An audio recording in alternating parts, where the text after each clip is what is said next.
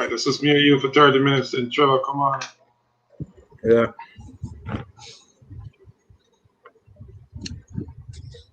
Yeah, so we've been looking at the whole college series. So we are on our second college live. So I'm your host, Andre Virtue, and my co-host, Gregory Simmonds.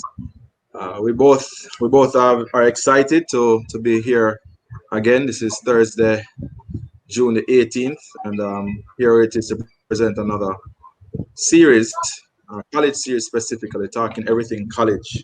And we've been happening over the last couple of weeks. We've been able to have Malik Howell, former Jamaica College captain, national under 20 player, currently at University of Memphis. We had Cameron Simmons in high school getting ready to go to college, sharing their experiences on just the whole college procedure, the college process, what goes into it, the whole recruiting.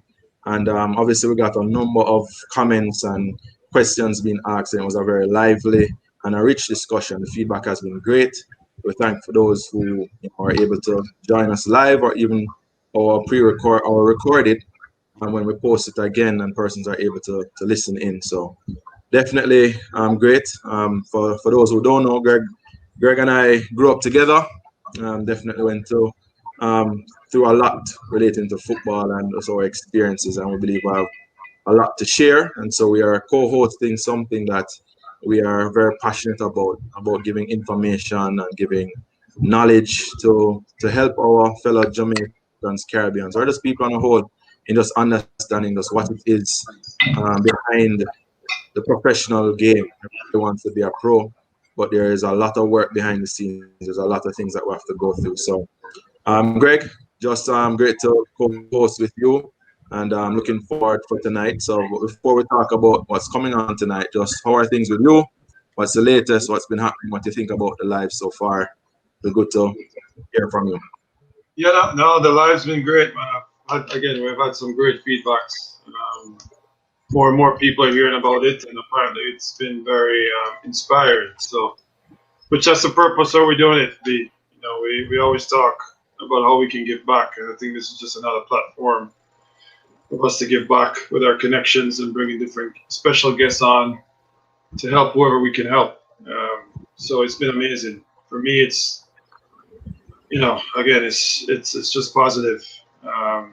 Just to follow up from last week when Cameron was on, June 15th was the first day that college coaches could actually call her and contact her, and all rising juniors in America, June 15th is the day.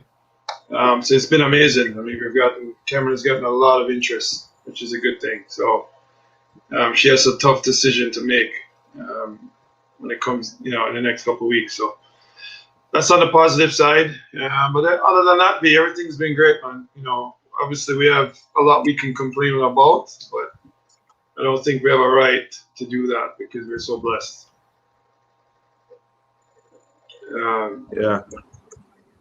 Yeah, definitely, for sure.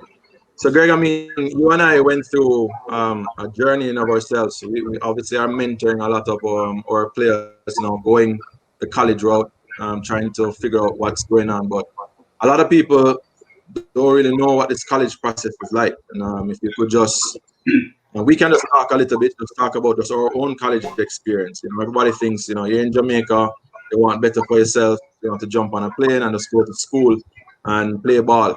But wrapped up in all of that is a whole transformation, adjustment, just life on a whole. If you can go back, I know kind of went back in the years, but remember what college was and just going to college. What was it like preparing for college and those thoughts for you yourself, in that college mode? Yeah, well, I mean, college is another stepping stone to the success of individuals. So and it doesn't start in first form or second form. It starts in the prep school or primary school. So we need our students to really understand the importance of being a good student, good enough to get into college or universities. Using the game of football and soccer as a platform to get into these universities is very important. If you have the ability, that's another way to get into the universities. It's a plus if you can get the university to pay for your education. Again, that's the goal for a lot of us. And that's the platform that we use, Andre, to get an education. So I mean, there's many ways we can look at it. If you want to get in there as if your goal is to graduate from college, your next step should be, okay, how am I going to pay for it? And if you have the ability and you put in the hard work and dedication from a young age, there's a lot of colleges in the U.S. that will pay for any athlete, soccer player, or whatever sport you play to get in. If it's not a full ride, it could be 75%, 50%. You can definitely get some money to help you get a good education to move on. I guess we all know in life, education is the key. So for us, we were blessed. Not only that we were passionate about the game of football, but we're also passionate about education. So, our parents stressed that in us from a young age. We look back now and really thank them for pushing us, even though we weren't pushing ourselves back then, but we had our parents to push us. So we were just blessed. But yeah, no, it's important, man. I mean, college is a definite tool to set yourself up for life. You learn a lot, you meet new people. So if you talk about just forgetting about the actual school work, if you talk about the exposure to different cultures, meeting different people from different backgrounds, open your mind to different things. I think college is where I realized, who Greg Simmonds is. After all the different experiences, I was able to really figure out what I want in life. It also helped me figure out who I am, things I like and things I don't like. And it helped me mold me to who I am. So, if you can, and I tell a lot of professional players that has aspiration to go pro, I always say to them, if you can get a year or two in college, just so you can actually be on your own, your own time, you have to be in college. You have to wake up. You have to be in class on time. Being a little bit responsible that helps you prepare for life. So, and then off the field, outside the classrooms, just meeting new people from different backgrounds, have different stories. You might think your story is bad. You might think you grew up in an area where it wasn't good, and you hear somebody else's story, and you start appreciating what you had and what you have. So, for me, college is definitely a platform that I would definitely want and hope and pray for everybody to get an opportunity to go through. Even if it's a year or two, if you can finish 4 years and graduate, more power. But I know we have a lot of footballers on the program that, first choice is I want to go pro. We wanted to go pro out of high school too, right, B? So, yeah, just have to let the journey lead you. You make sure education is there. So if you have a fallback on that, you can. If you're talented enough to go straight pro, then that's awesome as well. But at the end of the day, education is the key. So college is a very important piece, and that's why we have some special guests here tonight to help us educate the audience of what it takes to get into college. Yeah, I just want to endorse that. I think there's not a lot that is communicated to our student athletes just on the what it takes to go to college. There are a lot of sacrifices, major decisions that need to be taken, and the way I look at it, they're all teachable moments. You're every step of the journey where you have these major decisions to make is an opportunity to learn about yourself, or learn about life, learn about others, and obviously going to college, leaving Jamaica, going to the US, going to Canada, going to Europe, any kind of move outside of your own home country and going somewhere else, whether it's an exchange program, a study program, anything like that, is going to afford you the opportunity to learn about yourself. You're going to find the things that you like, the things that you don't like. You're going to meet and come across different things that you're going to have to very, very, very, very quickly adjust to the environment. So it might be food that you don't like. So then you have to learn to cook yourself if you couldn't cook before. You don't know how to get around, so you have to read signs, you have to understand the public transportation system, you have to jump in a train.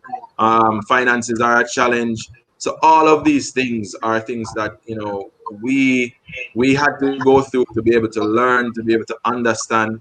and it helped us to become the men that we are today. So it is an experience.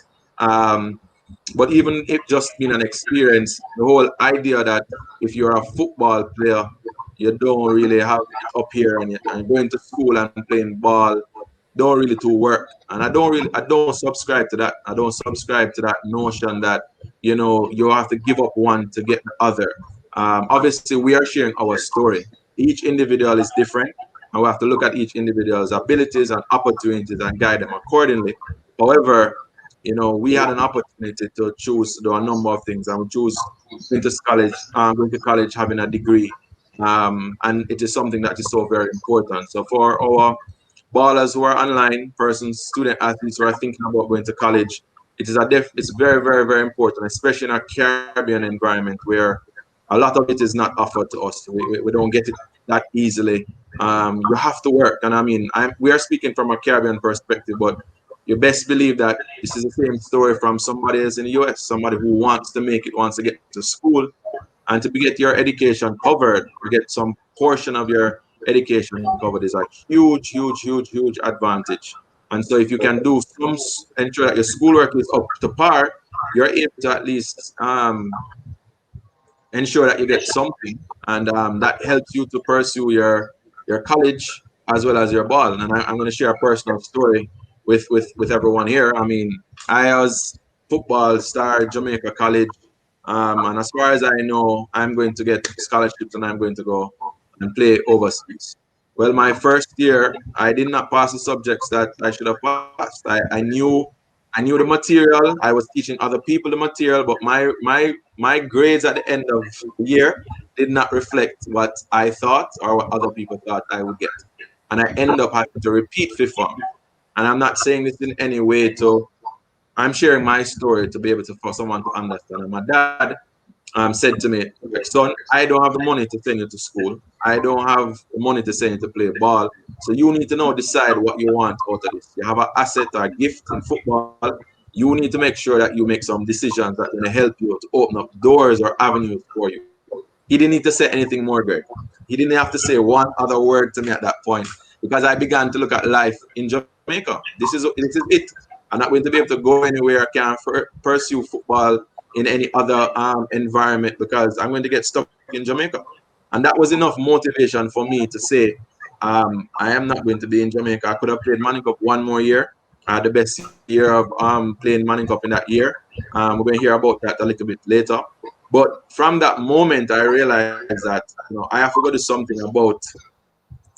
I'm going to have to go to something about this. And long story is at the end of it, I end up having over 30 full scholarship offers to go to school. Now, not many of us get opportunities or options. You just have to take what is given. And you had options as well.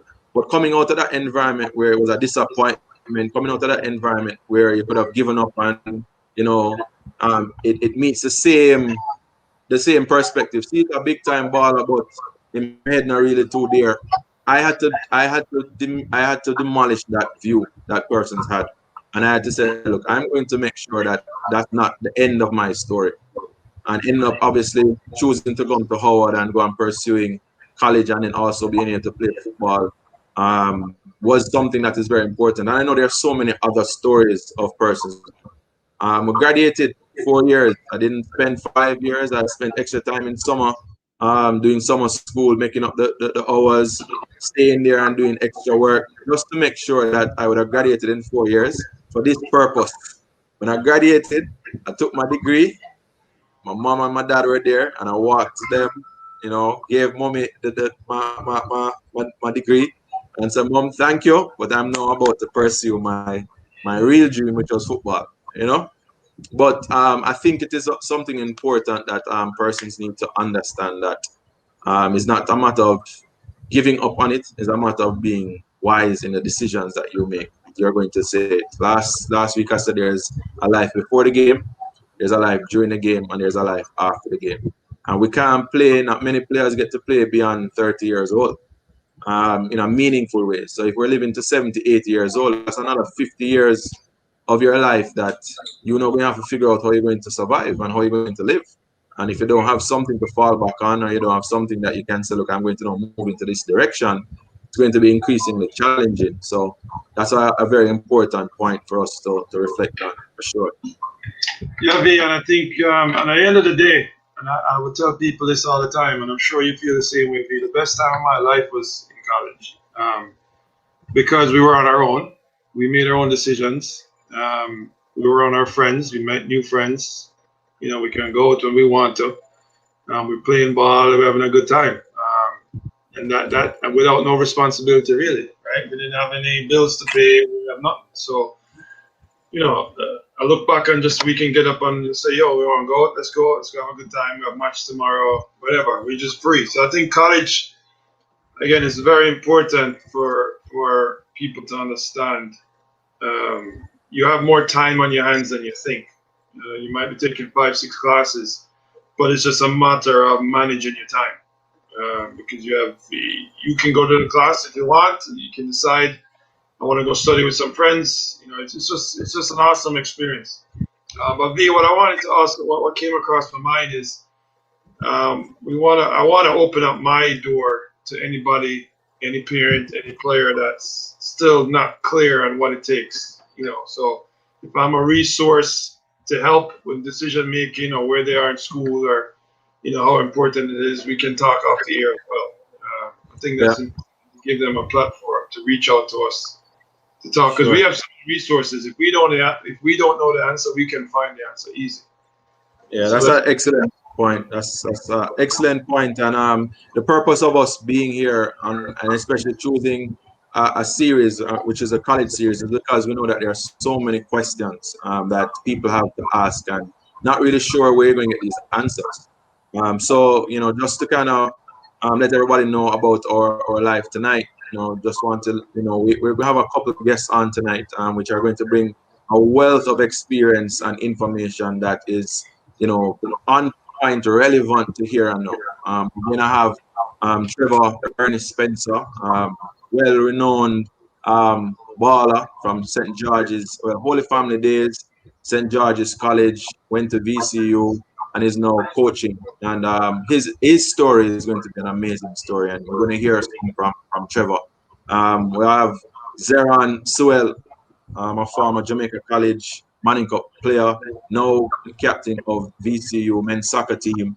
We're going to hear his perspective on all relating to college. How was that adjustment for him coming to college and you know, adjusting to life in playing soccer in the US, and what does that mean? What are his own aspirations? What were they before college? What are they now in college? And where does he want to go?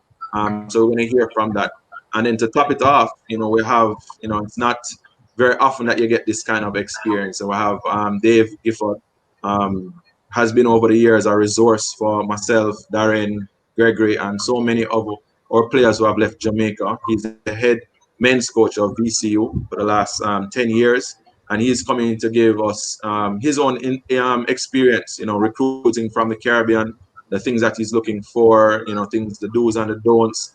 So many parents, you know, this is where you kind of feed the questions in, so that you can get that kind of information, very, very useful information, very relevant information that can help, you know. And as Greg said, we are a resource. We want to be able to know that you can shoot up some questions, whether it's here on the live or personal. And if we don't have the answer, we're going to try and find that answer for you, because we want another Jamaican, another Caribbean, another individual to get an opportunity to make their change their life forever. I mean, having a degree so you can be able to get a job and kind of stuff. These are stuff that, you know, there's no value that you can place on in the life of someone in terms of, you know, getting an education. And when we're talking about education, listeners, we're not talking about just in the classroom. You know, education for us goes way beyond that. You know, on the field, off the field, in the classroom, outside of the classroom, interactions. That's education. You're being educated on life. So we are always life learners. So just the opportunity and the privilege to be able to get someone into that environment so that they can have exposure and experience is what Greg is alluding to, into saying, hey, parents, if you have questions, this is where we want to be able to get some insight and some guidance as to what to do and what not to do. So, you know, formulate your questions, post them in the comment section so that we can be able to have them here. And our guests throughout the night are going to be answering those. And while we're listening to our guests, we're going to interchange. Greg and I are going to interchange, just sharing our own story and what we are currently doing and how we are going to be giving back. So a lot to look forward to tonight. Our first guest will be Trevor. He'll be coming on in a few minutes.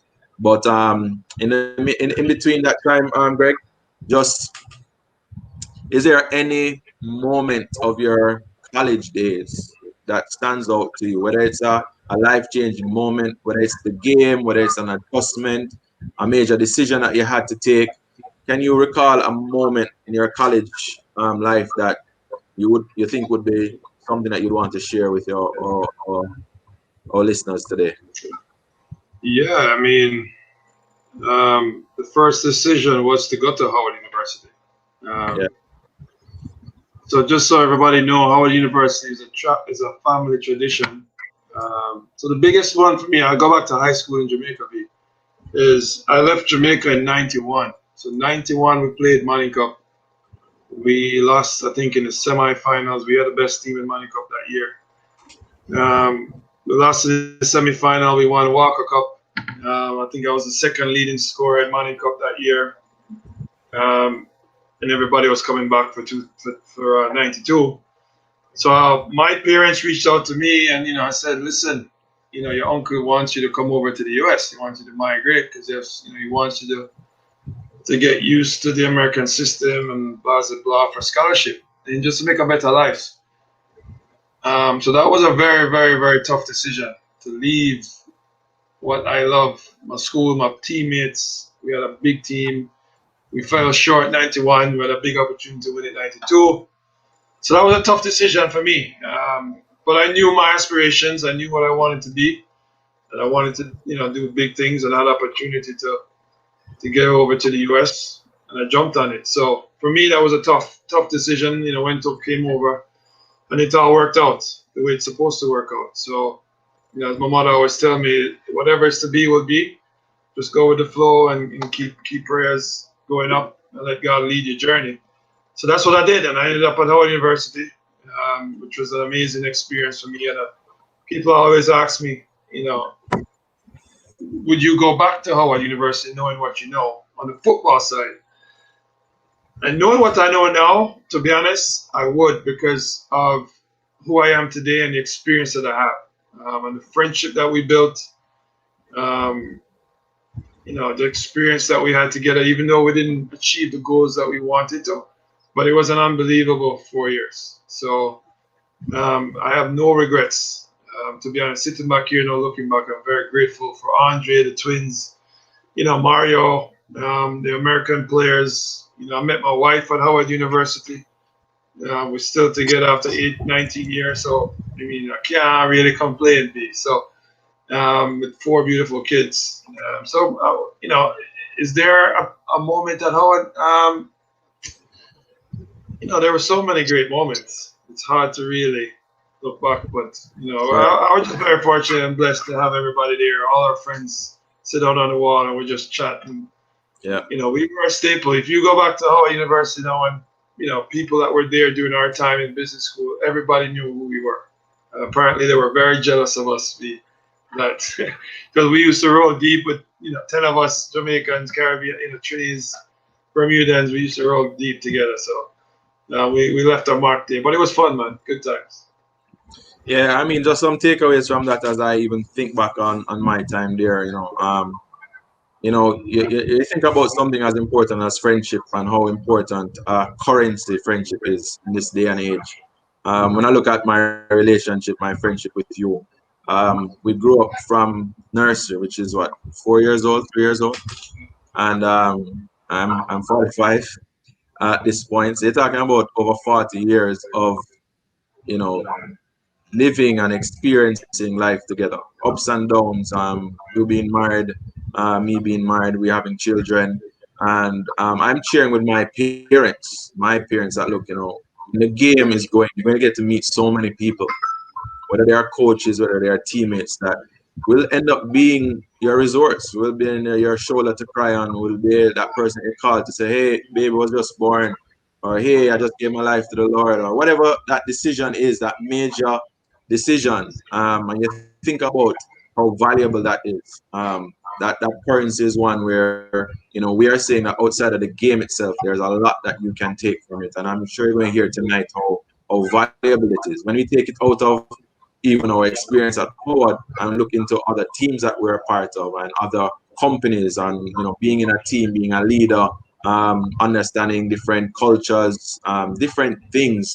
It has so prepared us for life that it's not something that we'd ever look back on. I mean, we're talking about Howard, but equally, everybody else that has gone to university has some story to share about just what it was, and we are giving back to our country. We are making a difference in coaching. We're making a difference by the lives that we impact each and every day, and so it's a very, very powerful thing for us to be able to provide this outlet or this opportunity to be able to share with others. Greg, you spoke about just one of the things for you. One thing that I recall was a mentor at the time was a Jamaican living in DC, and I had the opportunity to go on a weekend to the family's home. And he gave me a very, very simple advice. He says, when you get to college, there's no more night and day. It's no 24 hours. And how you manage the 24 hours is going to make your success. So no longer you get to nighttime, is sleep time, wake up, is training time or school time. You have to balance that 24 hours. And I mean, I have taken that in a very, very practical way in just looking how important it is for me to manage my time. And the reality of it is not time managing me, but it's me managing time. It's me putting myself in a situation where I know what's in front of me, putting myself in a situation where I know the things that I need to achieve, and be able to assign certain time commitments to ensure that those things are done. And I learned a valuable lesson in that. And those are that is definitely one of the things that was huge. And I'm sure you're going to you heard from Malik last week talking about that adapting, and you heard about Cameron.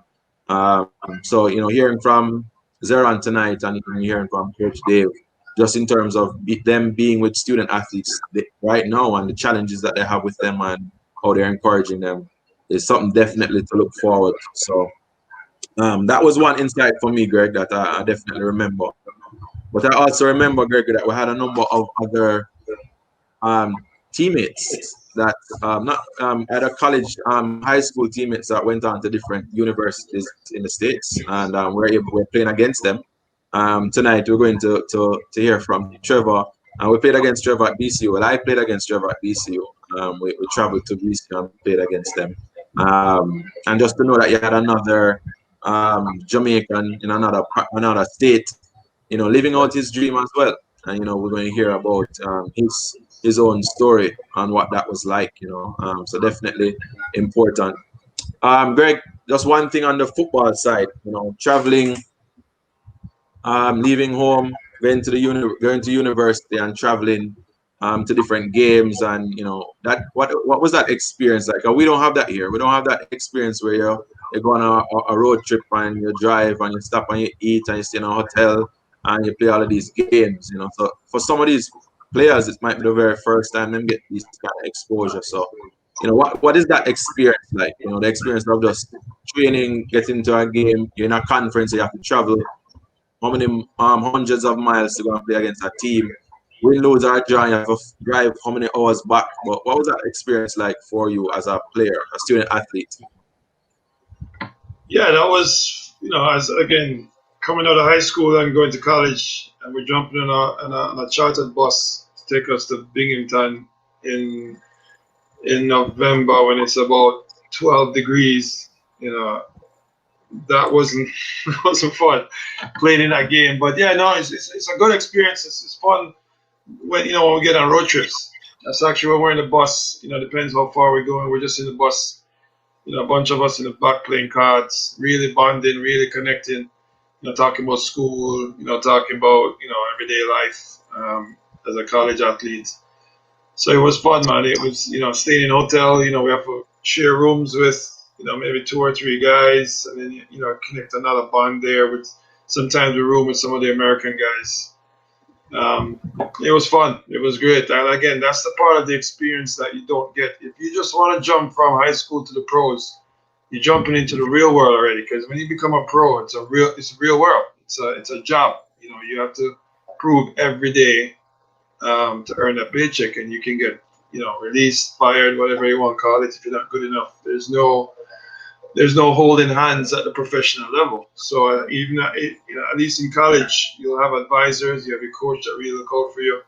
So it's just a really stepping stone to provide you for, you know, to prepare you for life. So the experience for college was really 4 years of college really prepared me, not just as a professional player, but for life. Again, I can't stress enough how important it is to get that college experience. Yeah. Well, Greg, what I'm going to talk about, I know Trevor we're going to be joining us any minute now. But before you do, there are a couple of comments in the on the live that I want to get to. But my memory not ended, but I remembered our opportunity. It was my last season. It was your second to last season, where Howard was able to get to the playoffs, and it was the first time we're getting to the playoffs since the years back when they actually won NCAA, and you know they made history at that time. And here it is. It was part of our dream. Our dream was that to assemble a team and let us see if we can repeat history or even, you know, make history for ourselves. And we are now here on this journey, on this path of realizing that. And we had a couple hiccups along the way. Case in point is your cousin, my roommate, which was my co-captain. We were co-captains. Got injured in that year, and he had to redshirt. And I remember we getting to the final. So University of Virginia seeded number 1. Howard University seeded number 32, the last team. And we saw the announcement in the brackets and who was playing who. And there was this big excitement in and around, you know, what is this possibility? Because years ago, there was a similar scenario where Howard is now back into the playoffs, and what possibly could happen. And you know that was such a memorable time for us, and we ended up going to Virginia to play against UVA, and I ended up not playing a position that I am accustomed to playing because we had some injuries, and we had a couple other players that were injured, so we didn't have the full team. Um, and you know, having gone down that road, and you know, we didn't get to do what we thought we could have done. I think we did an excellent job under the circumstances, but it was a dream that we put together, and we are very, very close to know that we lost out to UVA. They were the eventual winners. I think that was their third year in winning back-to-back the title. But that was my experience. Where I lived out part of what we said we were going to do, and we're well on that path of, you know, realizing that that dream. I don't know if you recall, and I know for sure that you remember that. So Yeah, you can share a little bit, and then we're going to add. I see Trevor is waiting to come on. Yeah, no, that year Yeah, we you were can share what it was for you, Greg. yeah, we went in that year. I think we had like what 5 or 6 of our starters out for that game Yeah, at UVA. And I can tell you this: I've spoken to Judge, who is the UVA coach still today. yeah, Ben Olsen, some of these guys, I've spoken to them over the year, and they were very nervous to play us. They told me that point blank. They never wanted. They were scared when we line up. You know, when you walk out and you line up, and they yeah, saw us, they see me and Laddie, big, tall. You know, they were scared. Trust me, they were. But we knew we had like 5 of our best players not playing. We were excited to. So that's the game we want to play. You know, we as big players, you know, those are the big games we live for. But we're just fortunate that we had 5 major starters injured, and I think would have made noise. And I think the nation we were getting recognized by then. And I think what we do was 2-0. It was 2-0. I didn't want to remember the game, Greg. We had Yeah, chances. they put it on us in the second Yeah, half. we just didn't have enough. Yeah, But we were talented. I mean, I've had coaches like Maryland Sasha. I've seen him many times because that was the college. I had a good scholarship to go to. So I had a relationship with Sasha, and he told me he didn't understand how Howard University was able to have so much talent in a recruiting class. He Yeah. said that was probably the best talent you've seen in a long time. But unfortunately, playing UVA, we just had all our best players injured. So we were just unlucky, but that was a good year again. We won our conference like 3 times in a row, 4 times in a row. Yeah, we did well in the conference thing, and just to get back to that, the playoffs was a challenge. Yeah. Yeah, well, Greg, some definitely great memories. I am about to join. We do have with us a brother, a friend, for many, Big many, coach. many years. Big boss, Oquin. What's up? Can you hear me? Yeah, Oh, can you hear Yeah. It's good to see you So- guys always. Eh? It's good to see you guys always. Yeah, man, definitely good to have you. So to formally introduce my friend, this is Trevor. We don't know him as Trevor. He come to the US and everybody's Trevor. We don't know him as no Trevor. He's Ernie. Grew up here in Jamaica, going to Holy Family primary school, then moving on to St. George's College, one of the best high schools in the country. Have had many battles and feuds with St. George's. Me as a JC player, he left St. George's and went on to a scholarship at Virginia Commonwealth University. I went to Howard. We ended up playing against each other while we were in college. We also were teammates in the national youth system under 20. Played against each other in a number of club things here locally. He's now the youth director at FC Richmond, and a brother in the Lord. Really appreciate all that he continues to do, and we know that his story tonight would be one that we're looking forward to sharing. So I just want to welcome my friend Trevor to our live tonight. Welcome, bro. Thank you very much. Thank you guys for having me on. Appreciate it so much. And over the years, just been a joy to play with you, play against you, and now on this journey to share the story that we have, to the younger players and to anybody who are willing to listen to our story. We've been blessed, really blessed for this opportunity to be a part of, football or soccer, they call it here. We've been blessed. Yeah, V. So just let everybody know, Trevor lived like 10 minutes from my house. We grew up from Jamaica. We end up living in the same place. My kids are actually coached by Trevor, our twin boys. Trevor, he coaches them, which I'm very, very, very blessed and fortunate to have Trevor as a coach. We had the opportunity to move up an age group, and I said, no, I'm going to stay with Trevor one more year at least. So now Trevor is a well-recognized, respected top coach in the Virginia area. We're very proud. Coming from Jamaica again, we have, we're making names. We're representing Jamaica. We're developing players. We're still in the game that we love. So enough love, Trevor. Thanks for coming. Yeah, well, definitely, and that's kind of why we had you on tonight, Trevor. We kind of want to get a glimpse into, the success that you've been able to achieve. So, we want to just take the benefit of one acknowledging that journey for you, and just really to ask, what was it like leaving? Well, first growing up in Kingston, Jamaica, and then getting the opportunity through the sport of football to really live out your dream. If you can just let us, give us a glimpse into Trevor or the Ernie that we know growing up in Southside and now being who we are today. Well, I grew up in Southside, Kingston, Highland Street, went to Holy Family Primary School, and just going to school, the teachers, the families around, everybody just kind of took you in, took care of you. And then I can remember, as young as I can remember, having this game, having this passion towards football and playing on the street, and then going to Holy Family, and then we started, trying to play in the league. And a guy named Roger Garden, and then Eichmann, who everybody knows, were, our first coaches at Holy Family. They took us on. I think we tried to join the league a couple of years before. We didn't get in, and then we finally got into the league and played. So I only played 2 years of primary school, but that's what we had. That's what we had. We had our teammates.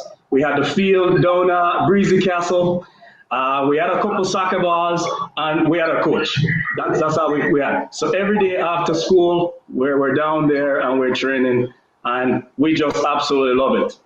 Kept us boys, out of a lot of things, a lot of trouble that we could have gotten into, but we just gravitate towards the football field. That was our place of refuge, if you want to call it that. That was our fun place to go to and hang out for 2 hours, to hang out there. So that was, my recollection of starting to play, loving the game. The teachers, again, I can't stop talking about the teachers at Holy Family Primary School. These people took you on like you were their very own. Everybody took care of you. I had my mom, who did her very best to raise me too, and kept me on a straight path. And then you have the teachers, and everybody just kind of took care of you. So you really have to, you keep your focus and you're gonna be all right, is what these people did for me in Southside Holy Family. It's not an easy place to grow up. It wasn't. There's so many different things, so many different directions you could go. There's so many different crowds you could follow. And get into all kind of trouble. And that's everywhere. That's not just in Southside Kingston. That's everywhere. But for me, is having my parents and my mom, my family members, the teachers, my coaches, to say, Ernie, this is what God has given you, this sport. Keep your head straight. Keep driving, and something may come of it someday. All right, so I have to big up Holy Family, Southside Kingston, for everything that it did for me. Oh, it nurtured me, kept me straight. And even the people in the community. A guy wouldn't dare give me, anything that would jeopardize my future. That's how much these men, thought about me and really helped me. So I appreciate just everything.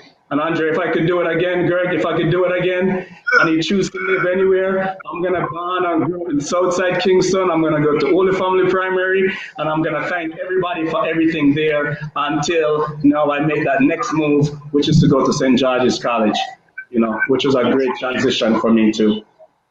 Big school.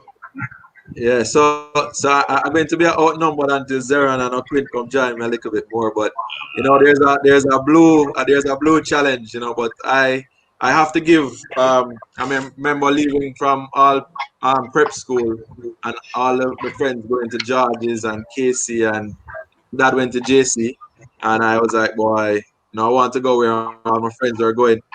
And father said, go to JC, and if you don't like it, you can transfer. Well, the rest is history. But the reality of it is, from Pepsi to Coles, well, Pepsi is under 14, Coles was under 16, and Manning Cup. We had years and years of battles between George's and JC, and just from a respect level in terms of the quality of football, the type of players that were produced by both institutions.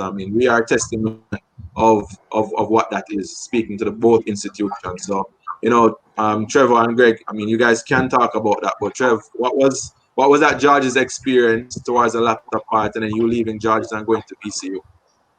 Yeah, so entering George's 1988, and then you look around and it's Greg Simmonds, and it's Andy Williams, and it's Robbie. I have all of these players on my team, Pepsi. Justin Murray, some good players, Kevin Phillipson. Andre, you walk into this place. I don't know how you didn't go to George's, but you walk into this place, right? And the first day I can remember at St. George's, it was scary because you have to walk past 6th form and 5th form and 4th and 3rd to go to 1st form. You have to walk to the whole school. So you've seen these giant people you never seen before, a little bit nervous. After day one, as a football player, everybody just kind of took you under their wings. So it was great. We won the Pepsi, the under 14 competition, the first time there, and Greg was my teammate. We had a great time. Finals, Puppy Dog. I don't know Puppy Dog play, but it was Wolmer's.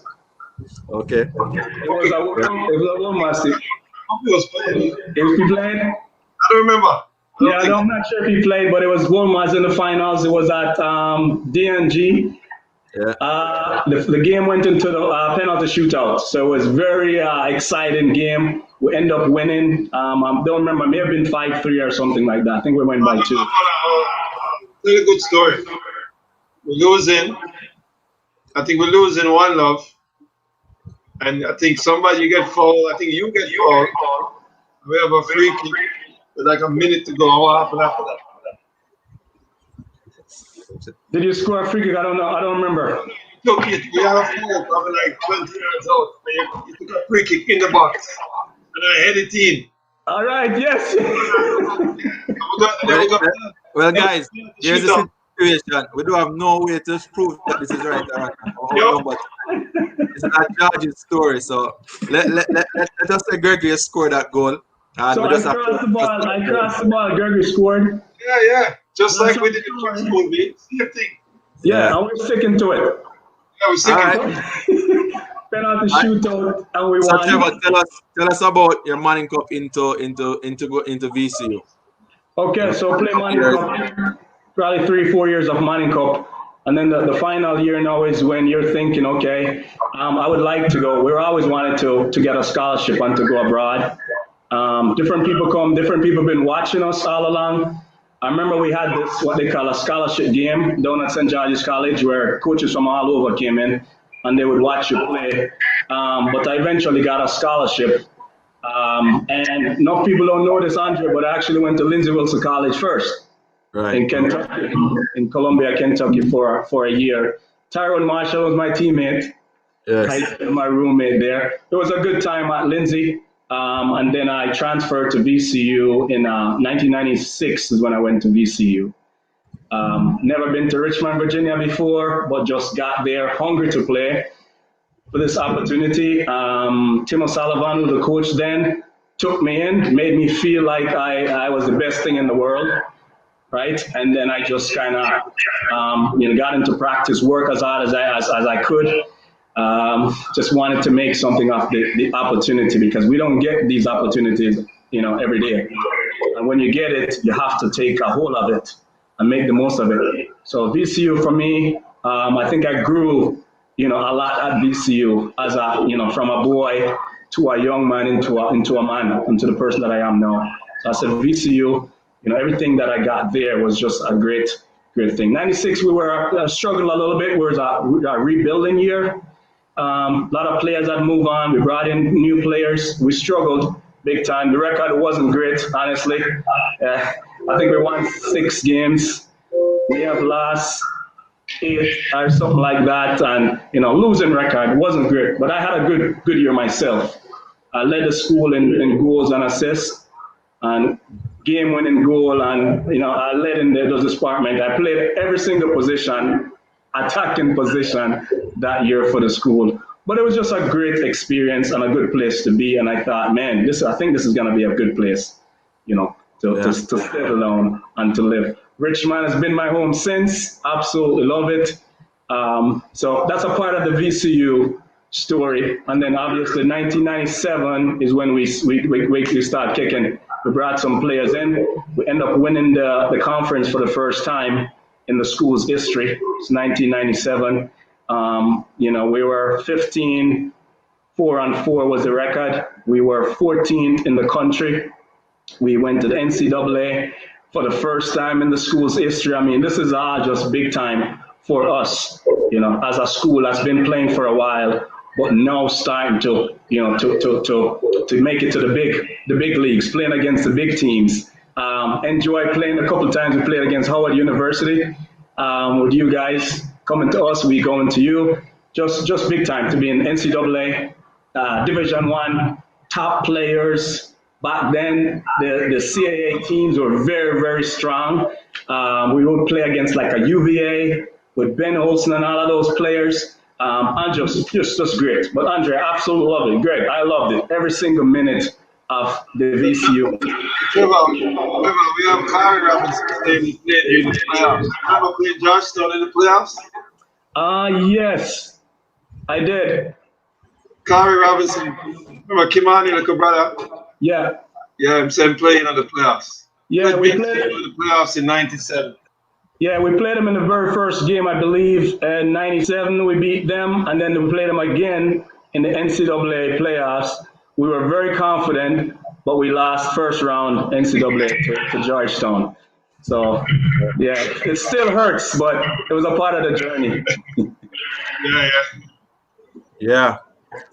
So definitely a lot of those kind of stories, Trevor. And I just want to acknowledge all those who are commenting, and other persons who have joined the live tonight. As you can see, this is comfortable for us. We are friends, so we're just talking about football. Is what we do off the social media. This is what we do on a regular basis on WhatsApp and phone, and we just thought it would be good for us to share these stories with others, to kind of let us know that what you're seeing right now is not by chance. It's a lot of stuff that we went through, but the story of Trevor is a story could be of many people.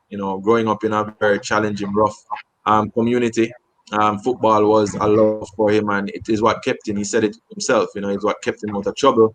Is what kind of helped him to stay on the straight and narrow, and to see him, move on and be a coach now, but going through all of that, it's an admirable story. But it's a life, and I'm sure there are others who can share about what that story was. But Trevor, I have some other questions. Go ahead, Greg.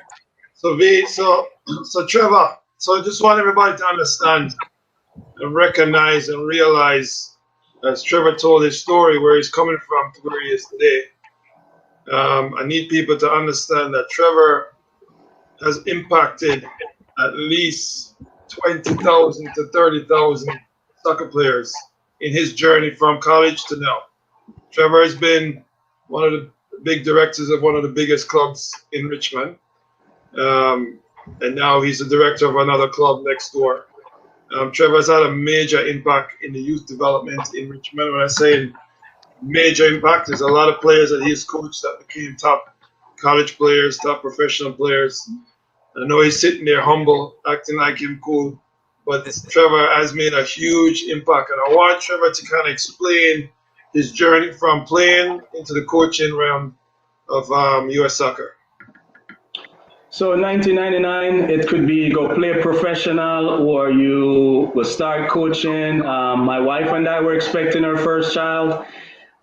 We're still in college, right, and expecting a child, so now you've got to make a decision.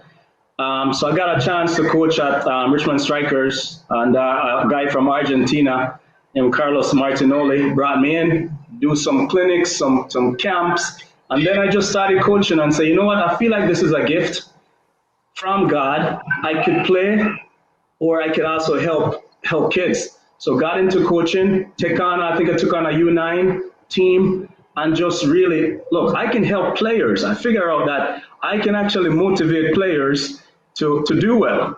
And even players who are not sure of themselves, I can actually give them a word to encourage them, to motivate them, and they can do something with it.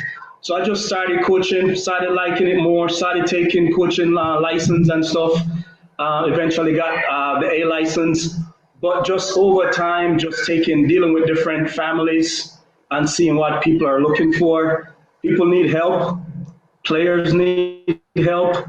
What can I do to help a player, right? How can I share my story, my passion towards something that I got, right? It's a blessing to me. And that's what I've been doing over the years, Greg, just different families and players and team, and finding a way to get success, which is not just winning games, that's a part of it, but also winning lives of breathing hope into people when people feel hopeless sometimes. And these players, it's just a huge impact to have these people. I still have them as friends. They're still in my phone contact. If I need anything, I can call on these people. If they need anything, they can call me, and we can still have a good conversation. To watch these players or people go out and do different things, successful things. I've got one of them now flying plane for the U.S.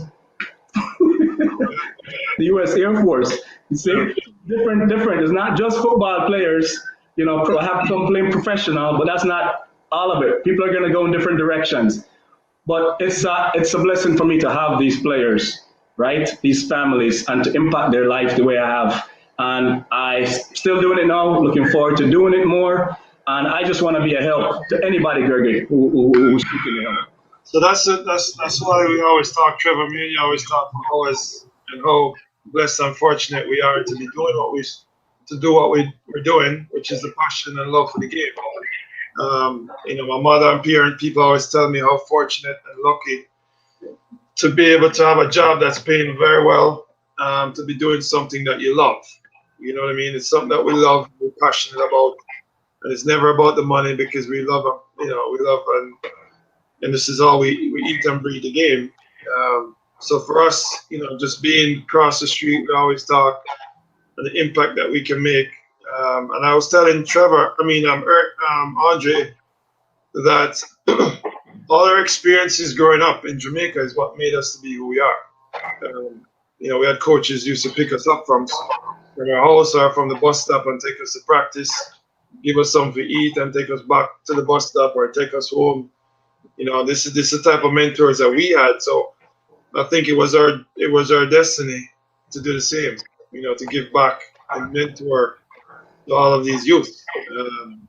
So again, it's very fortunate. We are very fortunate to sit where we are, and that's why it's mandatory that we and Andre and yourself, and I will link up with Tyra and everybody to find a way that we can make an impact in Jamaica, not just in the US, because we have so much talent in Jamaica that just needs some guidance, and that's what this platform is for, and that's why our next guest will be able to help more in detail of what it takes to get out of Jamaica and get a scholarship.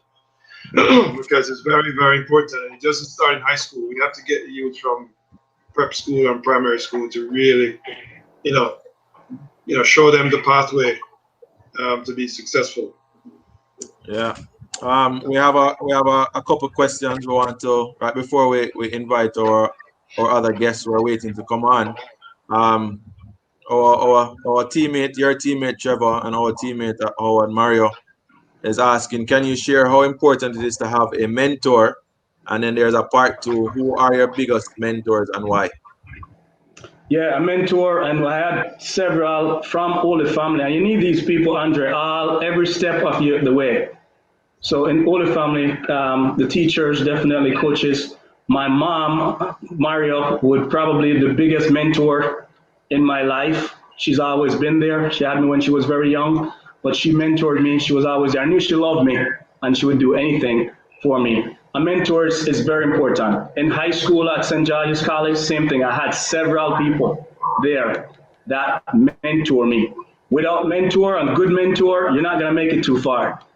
So you need people to be talking to you about schoolwork and discipline and how to take care of yourself. So, and then went to VCU, the exact same thing. I had people there,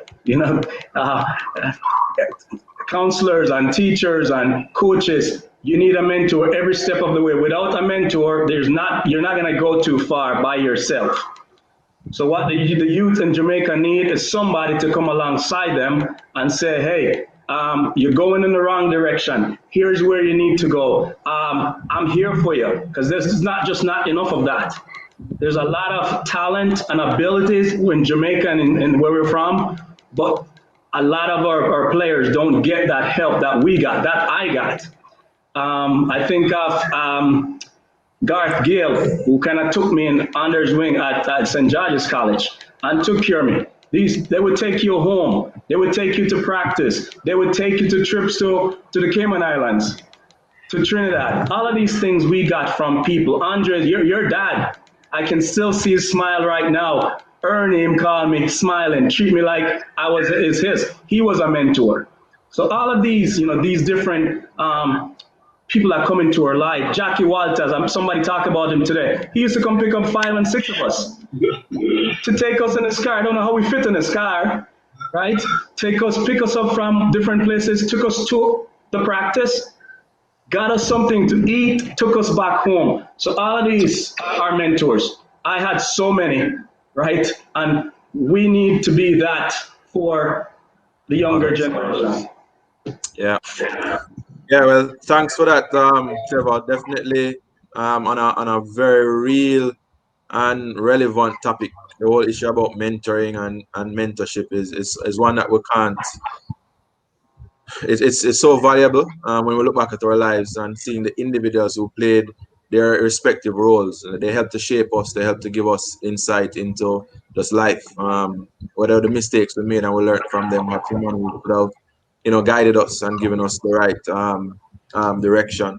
And so definitely we'll talk about that. And obviously you're sharing about how important having a mentor from Holy Family through to George's through to VCU. And you can see, a life that is lived without having a mentor around. You can see the ones who are having success, the ones who are able to make it. They speak of the importance of having that person or that group of people that you can confide on and who you can definitely look to for advice. So definitely good information. And I mean, we could spend the whole evening talking about our Jamaican experience. I'll pick up my mentor, Dobie.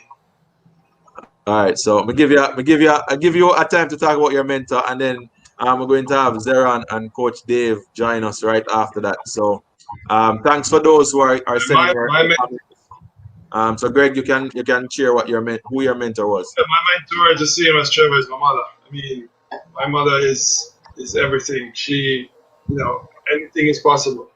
She said nothing in this world is impossible. Anything you put your mind to, you can achieve. And I'll never forget that, even to the day I live. So during hard times, she said, just shake it off. Everything is about timing. When your time comes, it's going to be your time. So don't fight it, don't rush it. These are just inspirational words that she used to give me even today. I mean, if I call her right now and I have an issue, that's what she's going to say. So my mother has always been my biggest mentor.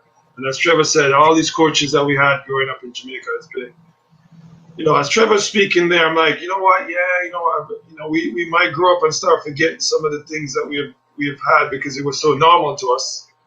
But looking back now, and it's really been. We've had a lot of mentors. Mr. V is a mentor to every footballer in Jamaica.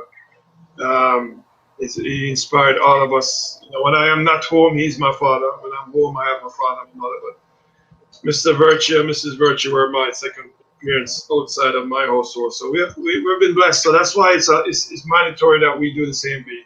We have no option. I know Mr. V is looking down at us right now, expecting us to do what we're doing and continue to do it and do it better than we're doing it right now. So, that's our goal and aspiration. So we're lucky, fortunate. So we have to give back.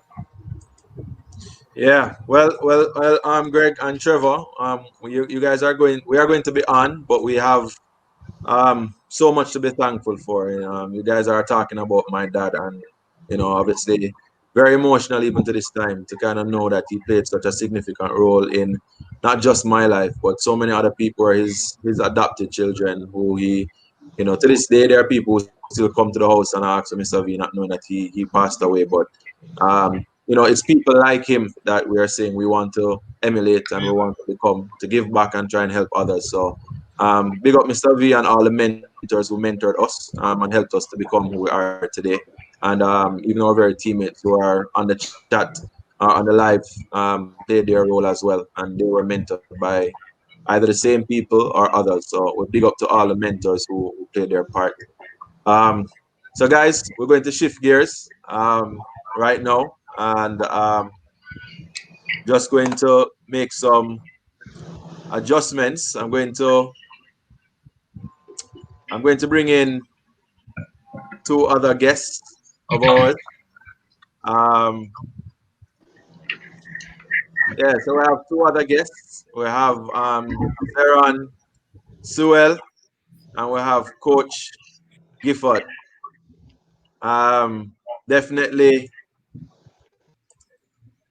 Definitely a wonderful opportunity to have both of you on. I know you guys have been on from the very, very beginning. And Greg and Trevor are still here, but we really want to just introduce both of you. Obviously, there's a lot happening as it relates to VCU, and definitely to have both of you on, just definitely immensely happy to have you. So first one to introduce Zeron. So Zeron, former Jamaica College. You give me a little life now, my brother, because get to know, you know? But Zeron, former Jamaica College player, and now a captain of VCU. And so you're here to share your story and to give some kind of input and advice. So we want to welcome Zeron. And we also have with us Coach Dave. Met Dave a couple of years ago, and he has come to Jamaica many times. I think Jamaica might be an adopted country. He'd be able to say that. But he has recruited a number of Jamaicans and other Caribbean. He has looked at recruiting from the Caribbean. So in depth, so much knowledge, so much experience, and always willing to give advice. And so we have that level of experience on us on here tonight. So I want to welcome Coach Dave. So welcome both of you. I'll give you give you an opportunity to welcome everyone, and then we'll get into some questions, and we'll take the rest of the live. So Zeron and Dave, welcome to the chat, and good to have you guys. Thanks a lot, Andre. Z, go ahead. Oh yeah. As Andre said, you know, born and raised in Mount Bay, Jamaica, St. Thomas, the lonely parish, that's what they call it, you know, out in the East Coast, where there's not a lot of opportunities for us guys out in St. Thomas. So from ever since I started playing and I went to primary school and high school, I always wanted to end up at Jamaica College. So I started off at Mount Bay Primary School in St. Thomas, where I had like one of my mentors actually, Paul Martin, our primary school coach. He started told me to come do track for him to come run first, and then he said to come play football and stuff like that. Then I went to Mark Bay High School, where I had some great coaches, Mr. Dwyer and Mr. Gray, and then eventually end up at JC, you know, where I always wanted to be. So, and then 2 years at JC, back-to-back Money Cup champion, Oliver Sheet champion, the Super Cup, Lime Super Cup, 1 year in 2014, inaugural here, and then 2 years in JC, and then out to VCU. Now, what, 3.5 years, coach? Yeah, 3.5 years. Yeah, so I'm almost finished now, so going into my last year, and it's been wonderful. The entire journey has been wonderful. Yeah, thanks, Zeron. All right, Coach, your starting words just as we welcome you. Just great to be here with so many friends and soccer friends. You know, yourself, Andre, Greg, for a long time was my neighbor. I think Greg lived 5 houses down, and then obviously Trevor is one of our alums and one of the top players to play at VCU, but also as Greg mentioned was and has been and continues to be so instrumental in youth development here in our city. And we've had several players that have come on to VCU that have played for Trevor, and he's had such a large impact on them. And I'd be remiss if I didn't mention your brother as well, Darren, who we chat with quite a bit. And Darren, actually, I told Zeron this story for the first time maybe a few weeks ago. Darren messaged me while Zeron was trying out for JC, and he took a picture and sent it to me and said, "Coach Dave, I got one for you, but it's going to be 2 years. So just remember this face." And he took a picture from down on the ground up at a guy that looked enormous. And so we just kept that one in our back pocket for when the time came. And then we were excited to get down and see Zeron play live and get a chance to meet him and meet his mom and ride out to where they live. So it was great. Great. So, having us. Yeah.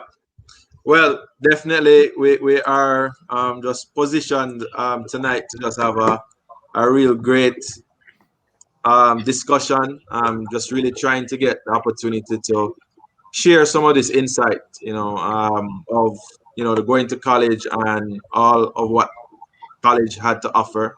I know while we are sharing, there are different comments that are being made on the side, so we want to thank those persons.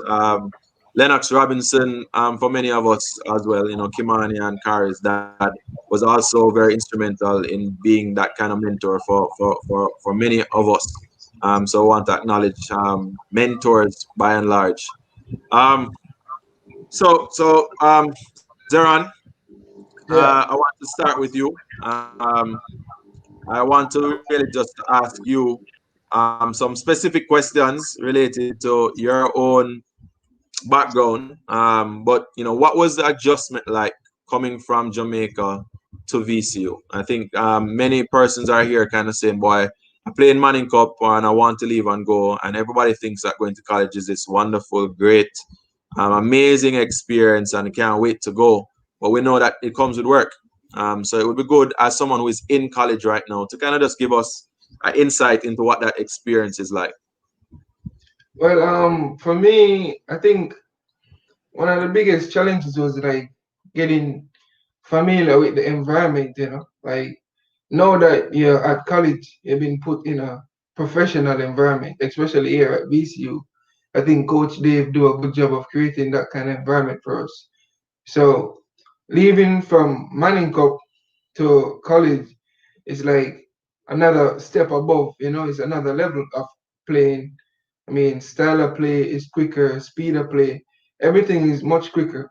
One thing I think the transition for me physically, I was at advantage because I was big, but to be able to do all the technical stuff, to do everything that the coach is asking for, took a lot of work. And then being adjusting to climate change, where in Jamaica it's tropical weather, like everybody's like 80, 90 degrees, 70 degrees the whole year. But coming here, I came in January in the winter, where or I came in at 7 degrees, snowing and everything.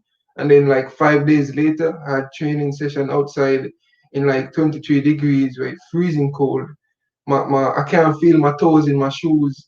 I had to wear gloves, jacket, everything. And to be adjusting to all of that and while performing at your best. And and that's just the football side of it. Not to mention school.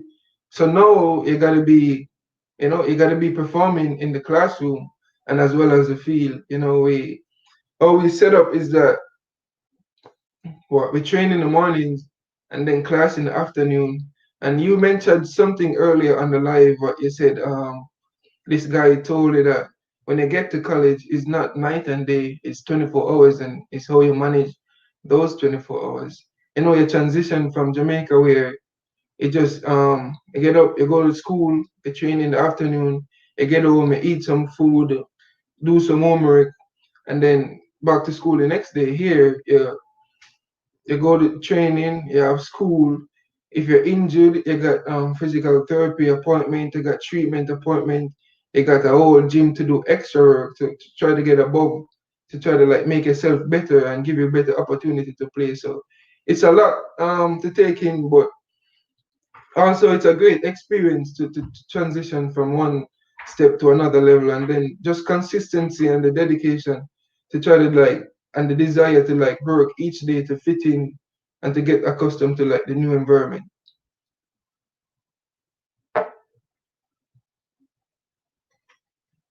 Right. Where's Mr. Bertie?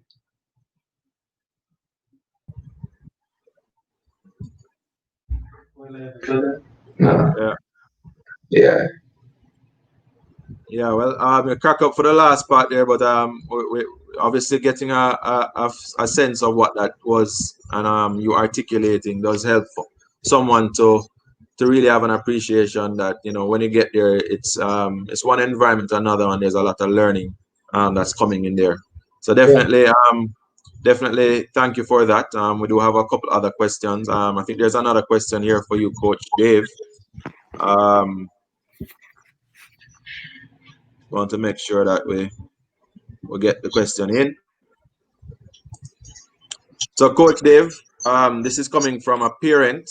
We are asking the question, but for those players and parents who know nothing about NCAA Clearinghouse, what is it and how does it work?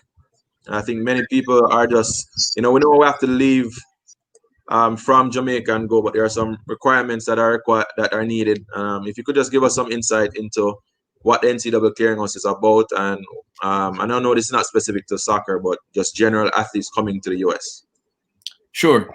I think there's two portions to the NCAA. Now they call it the Eligibility Center. There's the academic portion and then the amateurism portion. And so in the beginning, let's chat a little bit about the academic portion. So the NCAA is divided into three divisions: Division 1, 2, and 3. Division 1, where VCU, Howard, UVA, Georgetown, other schools that have been mentioned on the live session tonight, they play. Then there's Division 2, and then Division 3. And Division 2 is allowed athletic scholarships, as is Division 1. Division 1's allowed 9.9 athletic scholarships total to divide amongst your team. Division 2 is allowed 9.0 athletic scholarships to divide amongst your team. And Division 3 doesn't offer athletic scholarships, but they do offer, academic and other type packaging. And so, in order to be qualified to play at an NCAA Division 1 or Division 2, a student athlete either from the US or any country in the world has to go through the academic portion of the Eligibility Center. And what that is basically, qualifying to be eligible to play and receive athletic aid, but even just to be eligible to be on the team. And so every country's academic programming is different around the world. And so what the NCAA has done is they've established criteria for each country based on their academic system of preparation that they would then determine is equivalent to, how they use the United States academic progress. Then based on that, and it's usually, a certain number of units of math, of your language, which in Jamaica's case is English, social science, physical science, and then, other academic electives. Historically, that had always been kind of the way they determined it.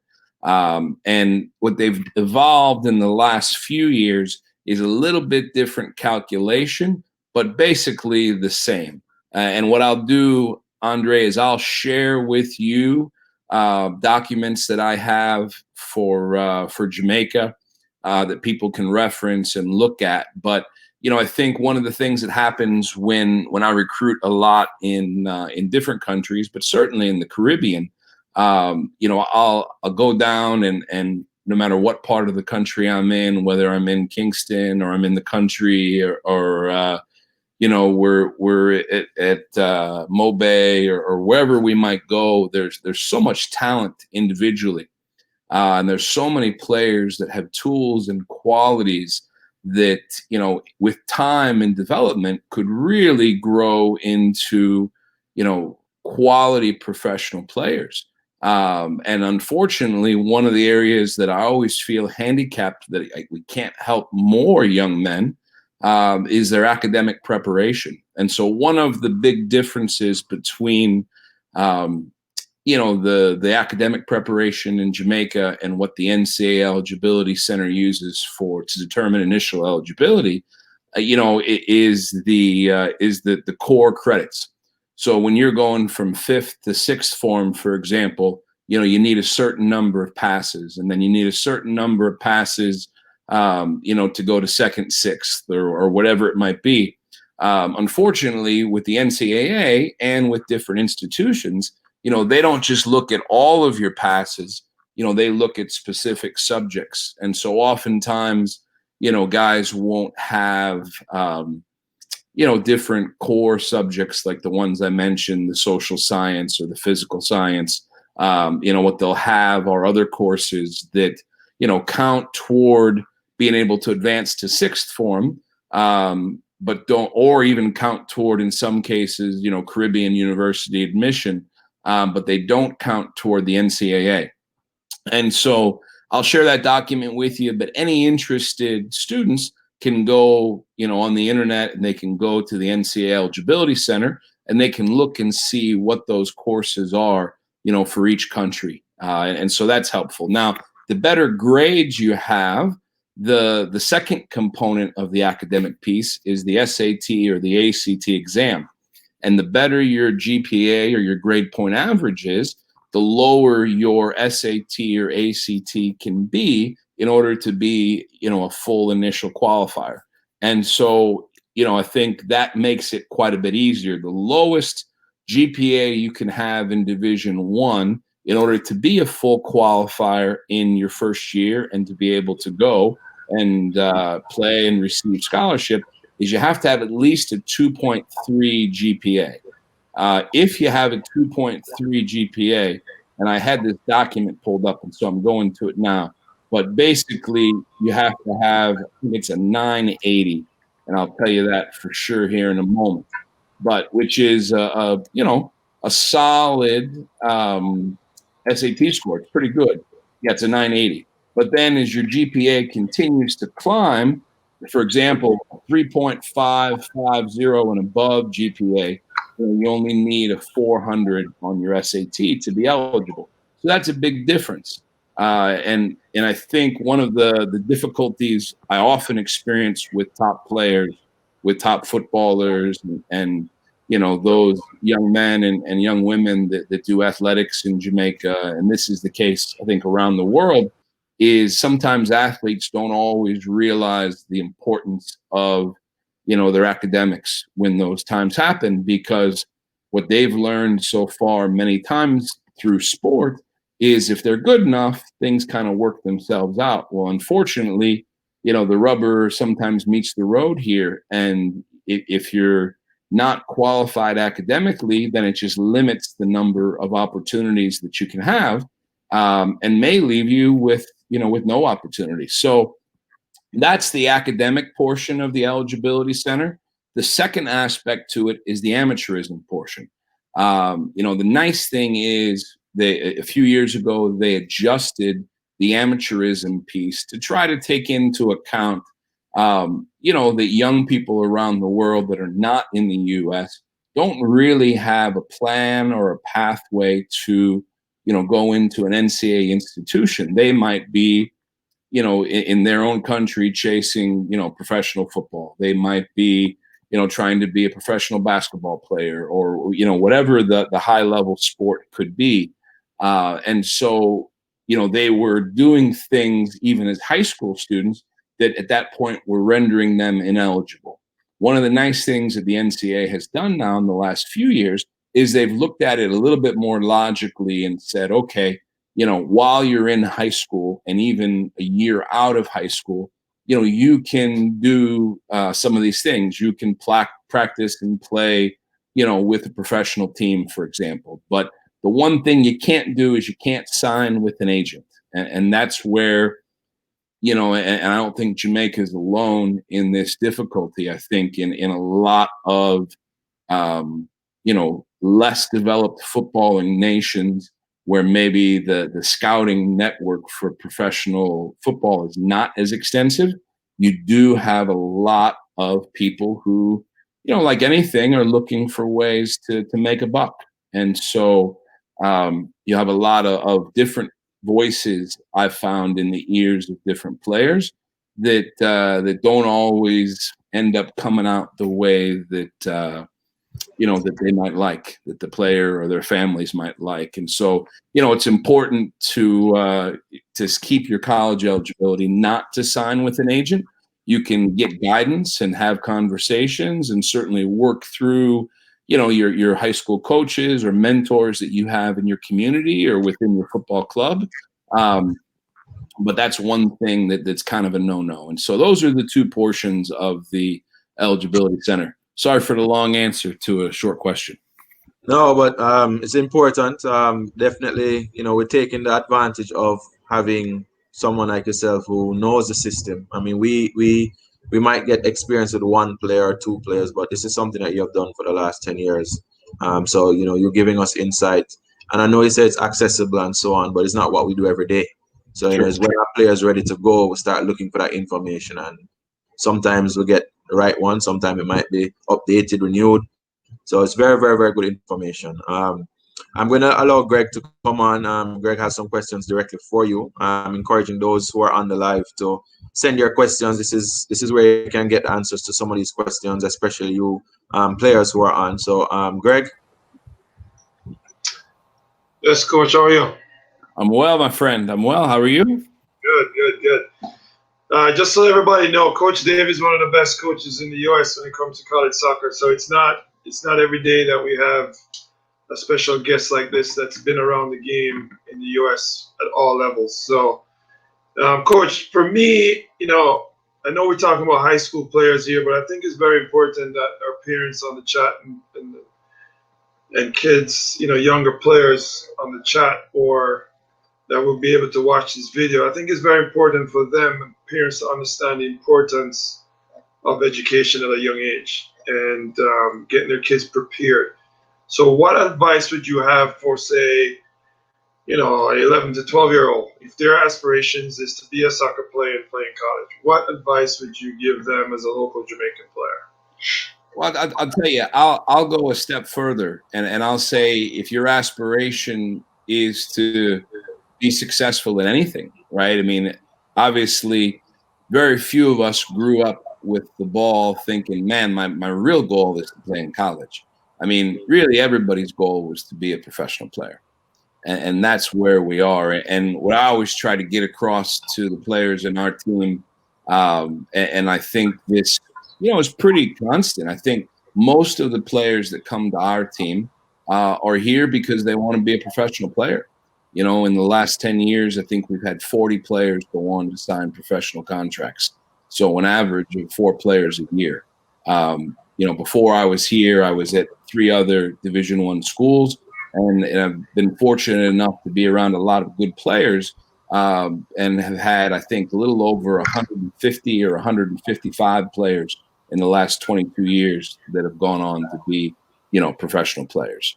I can count on one hand the number of those guys who, when their professional career is over, that they won't have another job. Almost, within a few months, right? And oftentimes within a few weeks. I don't think Darlington Nagby's going to work again if he doesn't want to. I don't think Lee Wynn is going to work again if he doesn't want to. I don't think Dejan Djokovic is going to work again. Those guys all have made enough money in their career that they can live a good lifestyle and not worry. The rest of the guys, even ones who've had 8, 9, 10-year professional careers, they're going to need, as you and Andre spoke about earlier, and as I caught one of the earlier live sessions a few weeks ago, I mean, they're going to need some type of an educational background to okay, how are you going to make a living for the next 40, 50 years? And that's for the guys that make it as a professional player. So, what I would say to all young people with aspirations is, an education is something that just, it opens doors. It opens doors and it allows things to be possible. When I speak or chat with young people, anywhere I go and their parents, I try to get that emphasis across. And I start just with college as an example. If you have straight A's or you have all one on your CSECs or your CAPES, and you've got a perfect score on your SAT or your ACTs, you've got 1,500 schools in the U.S. that you can choose from in terms of admittance.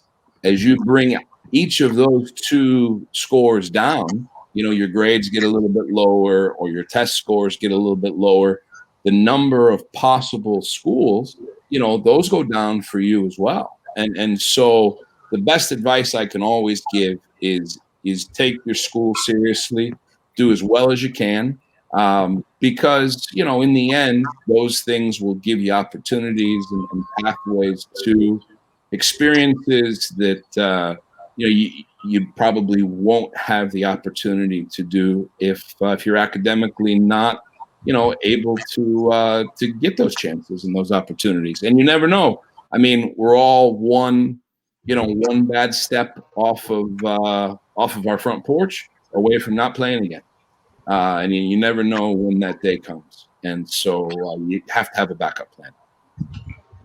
Yeah, Coach. So that's that's very important for people to know. And I think what we need to do, well, this is a challenge that I like to challenge myself with. Is there's a lot of talk that we can just talk about what's needed, but I think there's a platform that needs to be able to provide this information to parents and youth in Jamaica at a younger age. So that's another challenge for us, Andre, that we'll take up, because I know Coach Dave has all the information we need that maybe on your website or somewhere we can have this college requirements, from prep school days, what's needed.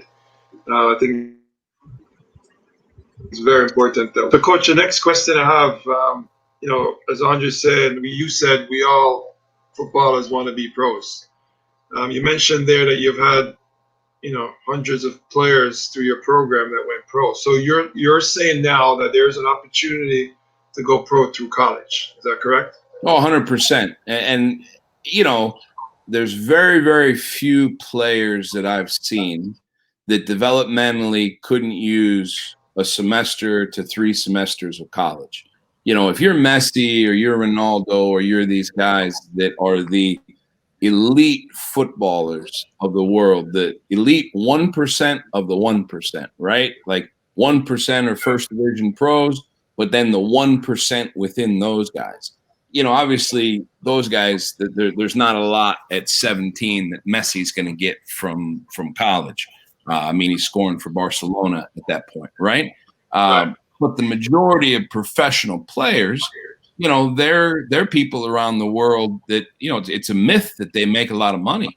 Those are people around the world that basically just make a living. And when your career's over, and if it's almost in some cases worse if you've done better, because if you make, a couple $100,000 a year, that sounds like a lot, but you're also probably have a pretty nice house and you got a nice car, and now you're used to making $200,000 a year. Well, when you retire, you got to figure out another way to make $200,000 a year, and that's tricky. The majority of professional players, they're guys that are making a living, right? They're making a living. They're doing the things they love to do and they enjoy. We're a little bit different than a lot of other top programs in that, we're looking at the player a little bit longer term, right? And it's almost like a second opportunity for development. If you've gotten a really good offer at 17, 18, 19 years old as a pro, then probably we're not talking. But we're looking at guys, and Zeron, who's on now, is a great example. They had tools and qualities that I think, 3-4 years later could then be really ready to enter into a good pro environment. And over the course of, a 6, 7, 8, 9, 10-year pro career from there, it could really establish and push himself to, to a higher level and to be very, very successful. But it's a very difficult jump to go from schoolboy football into a professional environment, both on the field, but as Zeron pointed out, off the field. Off the field, it's culturally a very big adjustment, and I think those areas are all ways and aspects of how the college experience can help you. Even if we've had several players that have been here, or I've worked with, that have ended up leaving school early to turn professional. And I think that even in those cases, the year, 2 years, 2.5 years that they're here, it really helps to give them a better foundation to, to start their professional journey. and like Andre, like you mentioned, a lot of guys for their mom or for their parents or for their grandma or whoever it might be, get that degree, and then you get to go do what you want. And so I think that, Greg, to that answer, there's definitely pathways there, and to be honest, probably more sustainable pathways oftentimes than being able to go directly in. But everybody's journey is different, and certainly opportunities will come for everyone in different ways. But I think it's a very valuable step in the process at the right school and in the right environment. So, Coach, next question. So, just like you said before, everybody wants to jump from high school to pro. What are the big challenges for players to jump from high school into pro? And second question to that is, how can college prepare you for pro other than just jumping from high school to pro? What a couple of years in college, how does that prepare you more for the professional side of the game? Well, one of the difficulties, and we'll just talk Jamaica schoolboy football for now. For me to go watch a game in the Super Cup or in the Manning Cup, and there's 30,000 fans in the National Stadium, and for the week or 3 days leading up to the game, everywhere I ride in my car, the sport talk radio is talking about the names of 17 and 18 and 19-year-old young men. They're almost, you're confused. It's like you're a professional athlete at the highest level, but you're still a very young person, and you don't realize the steps that there are above that level. Tactically, speed of play, consistency, etc. And I think that the college game, although it certainly has its negative aspects to it, it's very professional in terms of the training environment, the facilities, the expectation, just the consistency required day in and day out to perform and to be successful. And I think you need some time at that type of an environment and a level where you're not the best player or you're not the most talented player to push yourself to have to perform day in and day out. Because, a pro is not a guy that gets a paycheck. A pro is a guy that you can rely on every day to show up and perform to the best of his capabilities, do his job. And as a coach or a club, I can rely upon what that person brings me. Not that he can, every once in a while produce a moment of magic, or most of the time do some good things and then, some other bad things. You got to be able to be consistent and be relied upon. And I think the only way for most guys to be able to do that is to be in an environment where you're forced to be that every day, or, you don't play.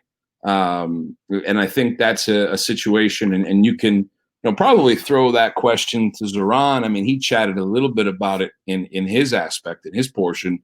But that was, and that continues to be something that I think he works on and works on distribution with both feet, works on different types of entry passes. And I don't know, Z, if you want to pick up and chat a little bit about that. Oh, yeah. So as what Coach said, I wasn't ready. At 18, 19, I wasn't ready for a professional contract, to be honest. Looking back at the years and the time I spent here at VCU, there's so much I've learned and that I've developed over the past 3 years about my game, whether it's physically or mentally. A lot of us think that we're very talented, we got the capabilities, we got the abilities, and we can perform at the high school level. But what about above? What about the college level? What about the professional level?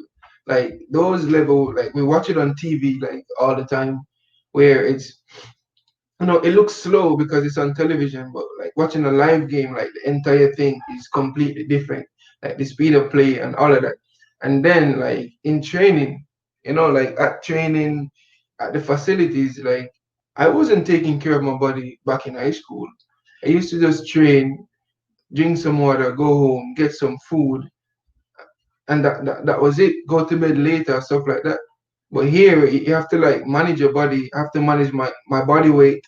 I have to manage how I eat, how I sleep, how I recover from small muscle injuries, small tissue, a bit of tissue stress and stuff like that. So there's a lot to it that us as young players fail to understand about like the professional level.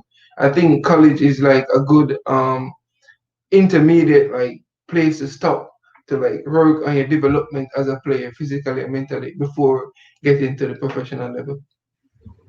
Yeah, that is Zeron, that's definitely Coach Dave kind of bringing you in was really timely because we kind of wanted to also hear from the players themselves because we have a hard time as coaches here and everybody's thinking to tell these players pro, and the reality there's stuff that we need to do here locally. We do need to improve in creating those kind of environments and helping. That is not the be all and end all in playing Manning Cup and Red Stripe Premier League if you want to have a future in the sport. And this is just one avenue, as coach, everyone has, you have to look at each player different. But this is one avenue in which obviously we're spending some time to talk about because it is possible for you to leave high school, go to college and still have the aspirations to play pro. And having to understand what kind of program do you want to be a part of that complements that. There might be other colleges who might not be like a VCU and a Coach Dave who is giving you that kind of guidance and that kind of help in preparing you for what that next level is. So that's very, very significant for it. I'm going to ask you another question. It was a specific question for you that we got, and I wanted to ask you that question before we move back to Coach Dave. How does a student from outside the US, no, sorry, that's not the question. What was the biggest thing you had to adapt to as a student athlete leaving from JC, Jamaica, and going to VCU? What was the biggest adaptation that you had to take on? I think the biggest adaptation that for me was culturally, like fitting in like the American society and the American culture in general, where like you got players here at VCU, like we got players from what 9, 10 different regions, and you gotta like it's like being in a mixing pot. And you gotta adjust to everybody personality, everybody cultural aspect, their belief and everything, and make all of that work on the field and off the field. These guys become your friends, some of your best friends, your roommate, also your teammates. So I think adapting to the culture of understanding my environment in general from Jamaica, from JC to here at VCU was one of the most difficult part for me.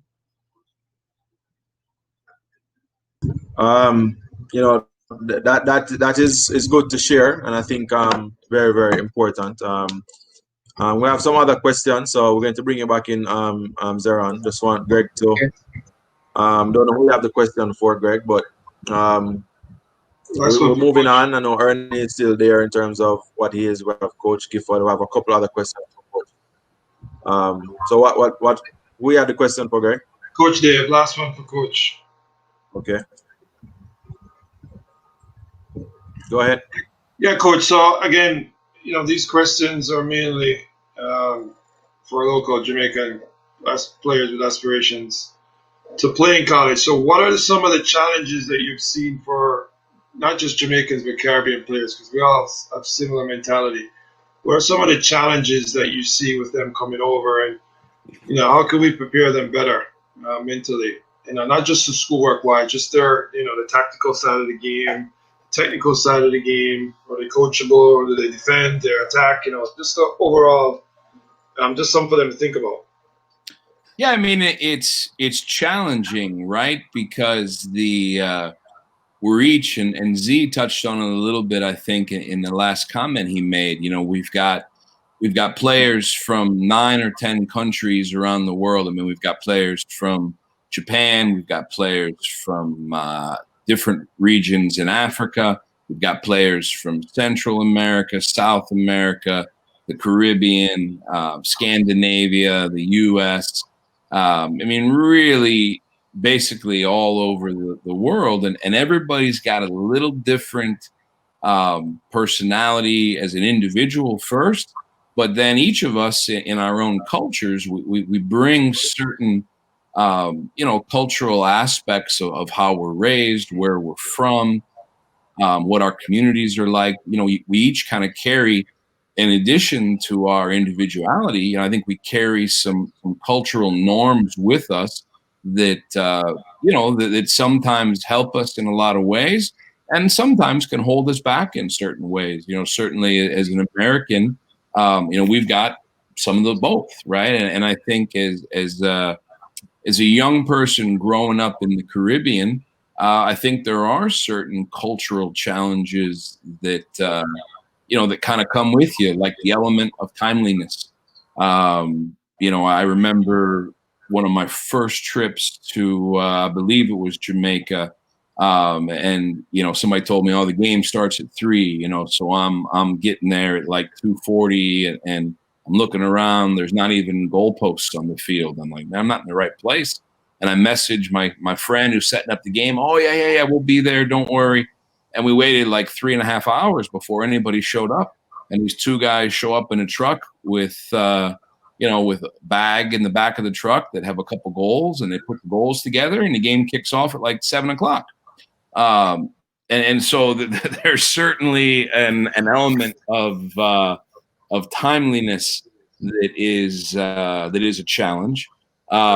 Now I have some friends like Andre and Darren that work in Jamaica, and they create through their experiences either through, for example, in the Virtues case, time in the U.S. and in university and being a pro, in guys like like Donovan Dookie or some of these other guys, maybe who they've worked with or clubs that they've been with and influences.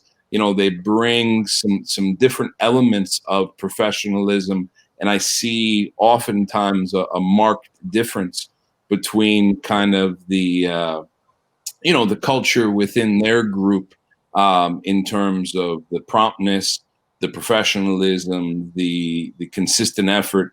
But it's very, very difficult. It's much easier to take a player like a Zeron, for example, bring him to an environment where there's certain things that are just expected.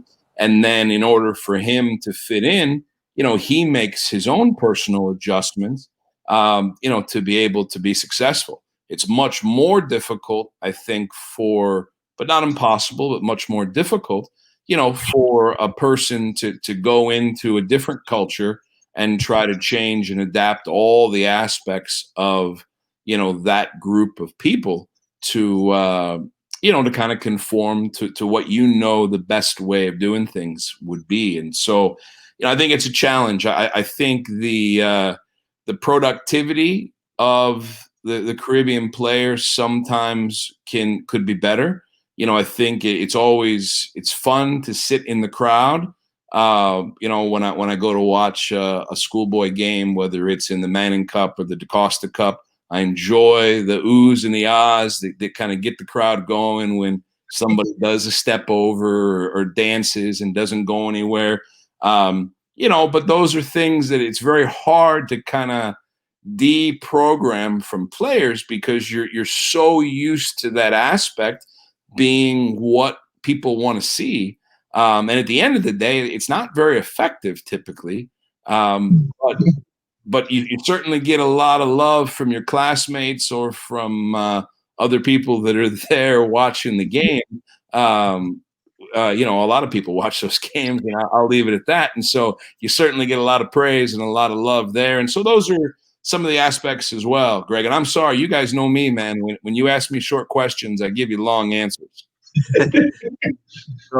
Thanks, Coach. We're getting information. And it's good. I mean, we talk about, just the whole thing about being punctual and what people see is what we are, and the reality of it is what are people seeing in us, in our preparation, in our attitude, in our effort, and we demand a certain level from our players now, because we know the next level you are demanding something different from what we are allowing to happen in Jamaica, and it's like we're preparing them for failure, knowing that they're going to go into an environment like with Coach Dave, and he's going to demand something that he's not accustomed to, and he's going to struggle.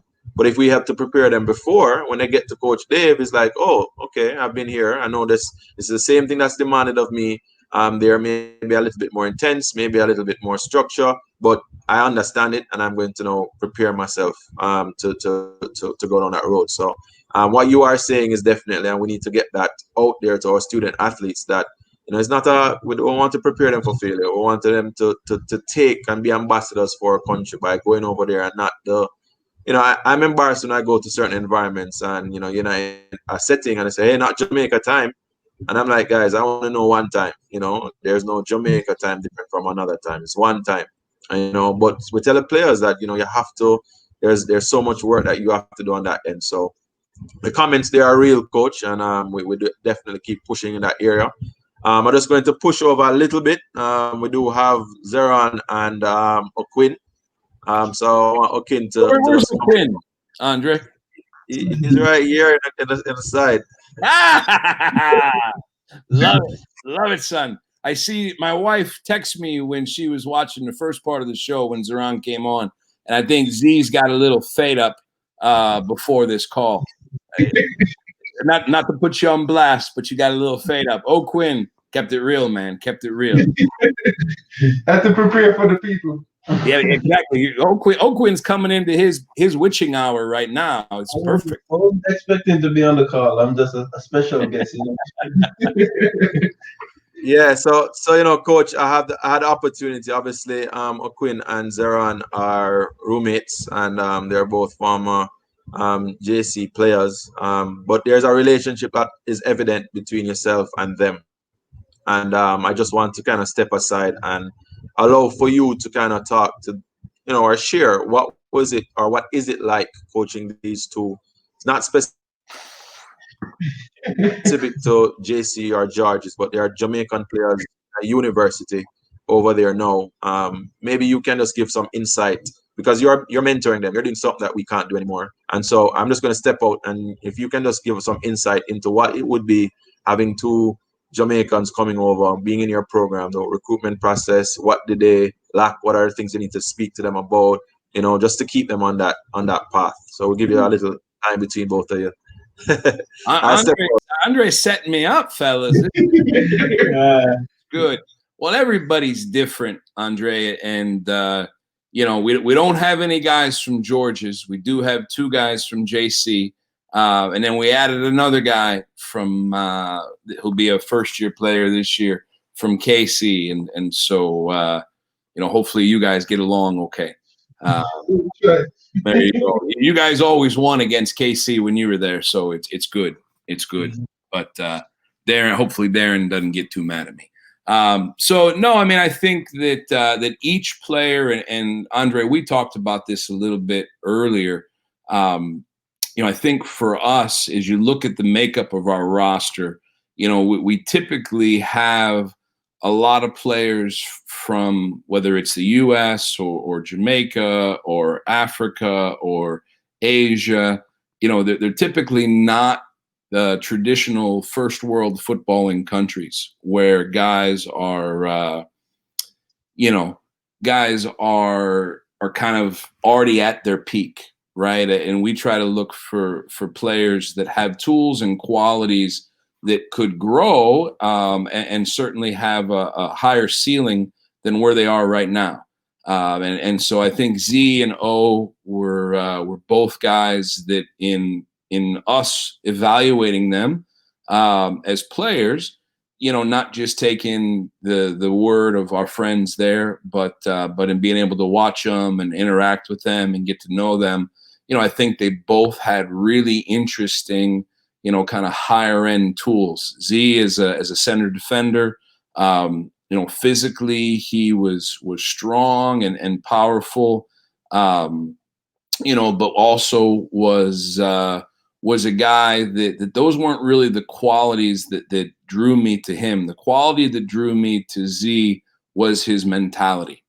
And I don't want to, because again, I don't know who's listening to this, so I'm going to try to be careful how I say this, but there were a lot of other very talented young people that were a part of the JC group that Z was on, Z's last year, and played similar positions to him, and in some ways had whether it was center backs or fullbacks, maybe had a better pedigree. And I remember, Andre, I don't know if you remember this, but I came and I chatted with some of the coaches that you had there that work in your organization. And some of these guys would also work, with some of the Red Stripe Premier League teams. They worked in the JFF.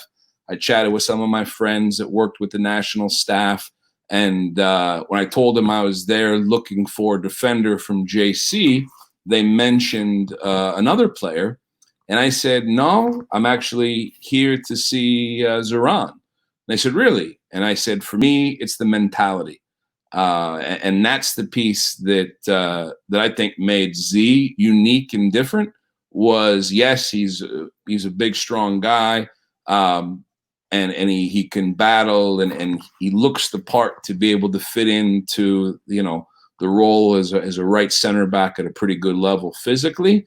But his mentality was such that I believe that over the course of his career, he'd push himself in the ways that he needed to in developing, his passing and in changing his, continuing to evolve and adapt and even improve his professionalism and his attitude and, getting in to take care of his body and watching what he eats and not eating all my chips. Things like that.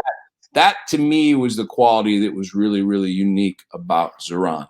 I think we've seen some of those qualities, come out and improve based on that mentality. I think with O was the next year. He was a little bit later. And so, with O, we are unique in that we play through our six. We play through our six quite a bit. And in the college game, a lot of people don't play through their six. And so, what O has is a combination of, really clean and sharp feet. He has a wide variety of a range of passes. And so he can make, 1, 2, and 3 line passes, again, at his best. I think that he's also a person that has some character, and brings, brings a background and a journey. And Trevor, Ernie touched on this a little bit earlier in his comments about his background and what he had to go through to get to where he was then and where he is now. And O is a guy who's had to walk some hard walks, and I think is somebody who has come out even better because of it. And so now the position to play center back, anytime you play in the exterior of the team, I think it's much easier, whether you're a defender or you're a winger or you're a center striker. The game is much simpler than the guys that play in the heart of the team. And so for I think for us to be able to help him and for him to be able to start to help himself, to be able to be comfortable in that role, in those positions, that took a little more time. And there's probably some times where where O was down on himself, or down on how things were going, or the progress that he was making. But it just took a little bit longer. And we like to call it, you just need a little more cooking in the kitchen. And last year he played a very significant role in the team. We still got to get him to defend some and use his right foot for something besides dancing. But but he's on his pathway, and I think that's where, for me, that's what made each of those two guys unique and special. And, we're certainly going to miss them when they go. I'll be able to keep more chips in my house, but then I'll probably eat them, so that's not going to help. So yeah. So Dave, Coach, definitely, hearing from you speak about them that way. And I know you're just referencing their experience, and it's definitely good insight to hear about Z's mentality and how important that is in the game that you are. It's very important to hear you talk about Oquin and just his ability, which we know he has, but you're helping to develop his game.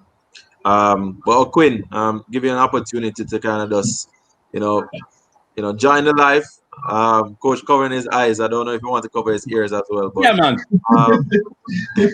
Oquin, just let us know what's the experience been like being at VCU, being roommates with Zeron, being a part of the VCU team, having a coach like Coach Dave. Let us hear from you. For me, my journey, it's been an interesting one so far. Lots of ups and downs. When I just came in, both captains was playing in my position, so that year was more of a adjustment year. And then the second year now, which was my sophomore year, I got injured in the spring, so that kind of hold me back. But soccer year, I've developed a lot. I've learned a lot. I've learned a lot on the field as well as outside the field. I think that I've become a better man as well. And yeah, the environment, really good environment, training, very good. So my struggle as a player was I always try to be too composed, try to play too slow, and always think that I'm in control of the game. But here, the pace is a lot faster. Everything happens a lot quicker. So you have to think faster, you have to move quicker. So that was kind of a rough adjustment for me. But for the past year, I think I've dealt with that pretty good. And as well as off the field as well, you have to like eat properly, like sleep properly. Those stuff are like really important. Like previously, I didn't take those things serious. I didn't watch what I eat. I was just eating and just like going to bed at any time. But you have to like really be on point with those stuff. Yeah. But yeah, being here with Zeron has helped me a lot because he came a semester before me, so he was like telling me how stuff works here and what to expect and stuff like that. So that was good, getting a head start, and like living with him is very, very helpful, very comfortable. And yeah, the environment is really good, and I've been developing and learning both as a player and as a person. So yeah. I guess Oquin, you can speak. But having Coach Dave being there guiding you guys, you spoke about your own playing. You spoke about Zeron being your roommate, but just speak about the benefit of having a coach, leaving from Jamaica and coming into an environment where the coach really wants to help you to develop. How important is that for you as a student athlete, and also focusing on not just the football but the academics as well? Yeah, it's really important to have a coach like Coach Dave, because it's not much coach in the college game really focus on the person.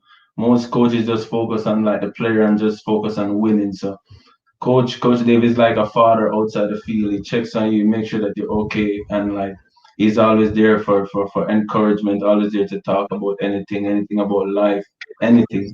So it's very important to have someone like that, like us being away from our families and our friends, close friends. He's always there to comfort and like help us get through any situation. So yeah, coach is like a father for us. Yeah. Yeah, I want to touch a little bit on that. I think it's like really important to have someone like Coach Giff as a mentor. Someone who is gonna be completely honest with you, like what you need to improve your game, like stuff that you need to improve as an individual off the field as well. Someone who guides you with school and with football and your career. Because I can bet 100% guys who graduated 2, 3, 4, 5 years ago can still contact Coach Giff for anything that they need. I think he creates that kind of environment for us where we can call him or text him at any time. I remember coach said, like, Zeron, doesn't matter what is it, if you need anything, if it's an emergency at 1 a.m., just give me a call or something like that. And I think he does a really, really good job of doing that for us. Yeah, another thing I want to say, like I was watching the live earlier and we were talking about like Manning Cup versus like college game. The thing with coach is like really honest with you as a player. Like he tells you what you need to work on, your weakness and stuff like that. And I feel like back in Jamaica, most of the coaches, most of the coaches they try to like they don't wanna tell the star players or certain star players like what they need to work on. Instead of they try to like make them feel like a king, and so I feel like coach really do a good job of like being really honest and letting us know what we need to work on if we want to reach the highest level.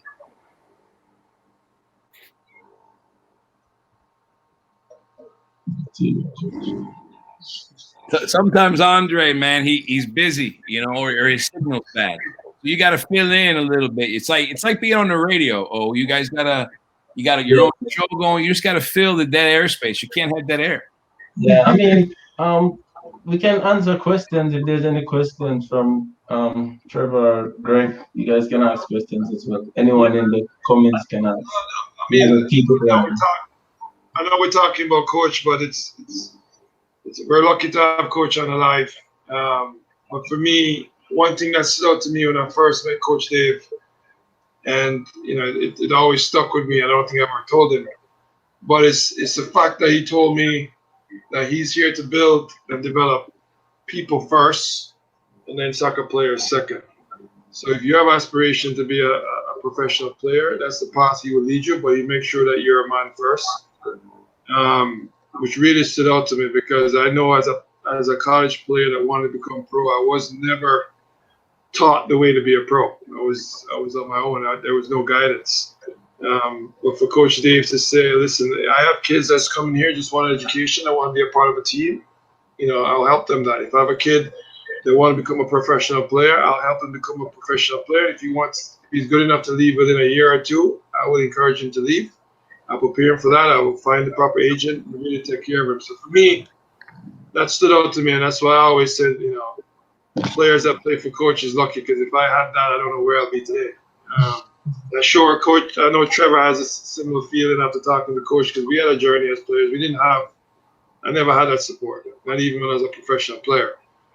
So looking back and hearing how coach treat his players and hear how you guys speak is important. So for any Jamaicans down there we know as Jamaicans, when you leave Jamaica, you need to go somewhere that you feel loved and comfortable and taken care of. I can't speak highly of more of Coach Dave. So, Trevor. You guys stop. Greg, stop this, man. Like, I feel like I'm on an infomercial. No, but it's real. No, Coach, it's serious because we have Jamaicans down there that they end up going to college and they don't care about us. They don't really care. They just want you as a player, and if you're not good enough, they get rid of you. It's just keeping it real, and that's just how it is. So I want to make sure that's clear for any parent out there that thinking about going to college. It's important. That for me, that comes first. Somebody that's going to take care of your kid. For me, my daughter's about to go to college in 2 years. That's what I'm looking for right now. So when I'm speaking to colleges, they have to know my daughter. I have to make sure that they're going to do what's best for her. And I'm sure all the parents on the live right now, that's what they're looking for. So it's very important for me to share that. Yeah, I think on the other, it goes both ways. I think that from college coaches' perspective, I think you want people in your team and in the program that they're part of your family. Right? They're going to be around your kids. They're going to be around your wife. They're going to be around, all the staff and the support staff's family. And it's important to have good people. And I think that works both ways. And so the other piece to kind of throw to your question earlier about, if you're a young person, 12, 13 years old, and you have, aspirations to be a footballer, aspirations to be a student, aspirations to be, you know, a doctor, whatever it is that you have aspirations to do. Such an important part of development and everything is just being a good person too. And you know, people who are good people, everybody wants to be around them, and you want to help them, and you feel that much better when those folks have a lot of success because you know it means so much to them, and people want to help you. Yeah, definitely. You know, we are, you know, it comes in like family. We're talking about a lot of stuff, which is, you know, it's really great. We have a question from the comments, and then I'm going to ask Trevor if you have a question or two. You're up next, and then I think we'll close with just some questions that I have Coach Giffard about the recruitment process that I got from a few parents. So I'm going to go over to the question. It says, Z and O, as student athletes, let me just bring it up for you guys. Yeah, student athletes in the system, what are some advice would you give for the next aspiring college student? You want to answer? All right.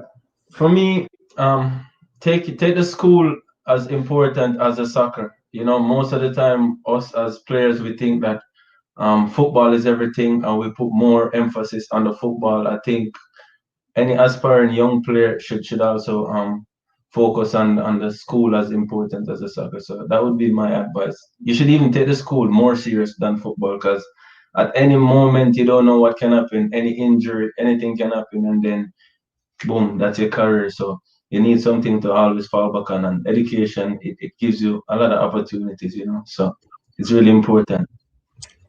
Yeah, I mean, I'm going to ask all to comment as well. I don't want the persons who are listening to miss, you know, there might be a view that because we're talking how important education is, that these players that you hear are not aspiring professional players. They want to play professionally. And I don't want to water down that by any means. Greg and I, Trevor, definitely even going to college, our desire was still to play pro. We took the avenue that we had to take based on what was available to us.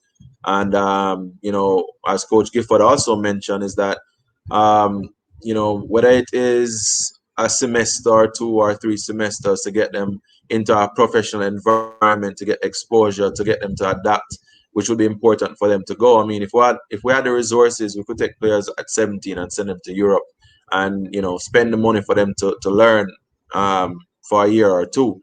So when you hear Oquin say education should be looked at as more important than the football, you know, the football people amongst us will say, well, you know, that's sound like you're not really too serious about the ball, or I don't think you could have make it. So that's why I'm choosing that.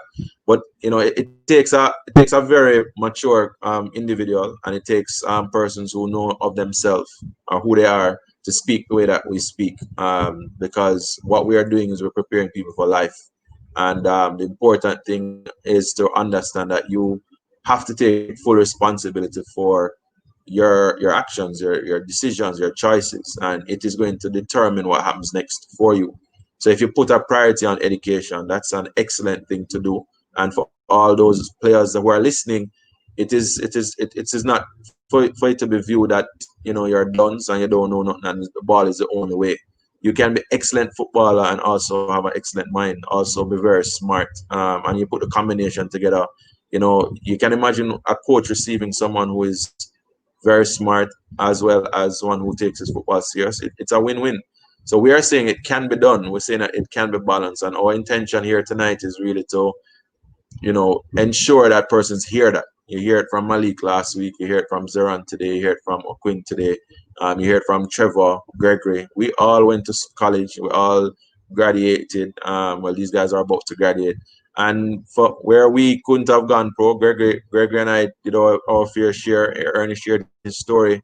But you know, these boys are also thinking about what's next for them, and we believe that what we've done, either from the high school to prepare them and now college, that they are more rounded. Oquin said it in his opening remarks that he's become a better man. Now, I've said this as a coach. If I coach you and you end up being a star player, but not a good husband, a good father, a good leader, I feel like I failed as a coach. You know, so to hear you guys express that, we're saying, take that, be confident in it, and go out there and let people know that, you can have a balance in both of them. So I'm happy for you to share that, Oquin. Just give the opportunity for O to share his thoughts, and then I'll go to Trevor for his question. Go ahead, O.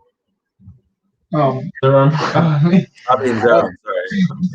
Yeah, well, similar to what Oquin said and to what you said, both me and Oquin here is aspiring to be professional. Like all my life, I wanted to be a professional, but at the end of the day, education is a good attribute to have as a young man and as an individual in general. And our route was not to go like straight from high school football to pro, and the college kind of give you a step ahead, to be honest. So because you're leaving college, you do 4 years at college, you're leaving with a degree, which can get you a job after football, and you're still aspiring to be pro. You're still being put in an environment where you're learning professionalism, you're learning all them kind of stuff to become a professional. So as what Oquin said, the education is important just as much as the football. And as an educated football player, you think better on the field. Your decision making is much better.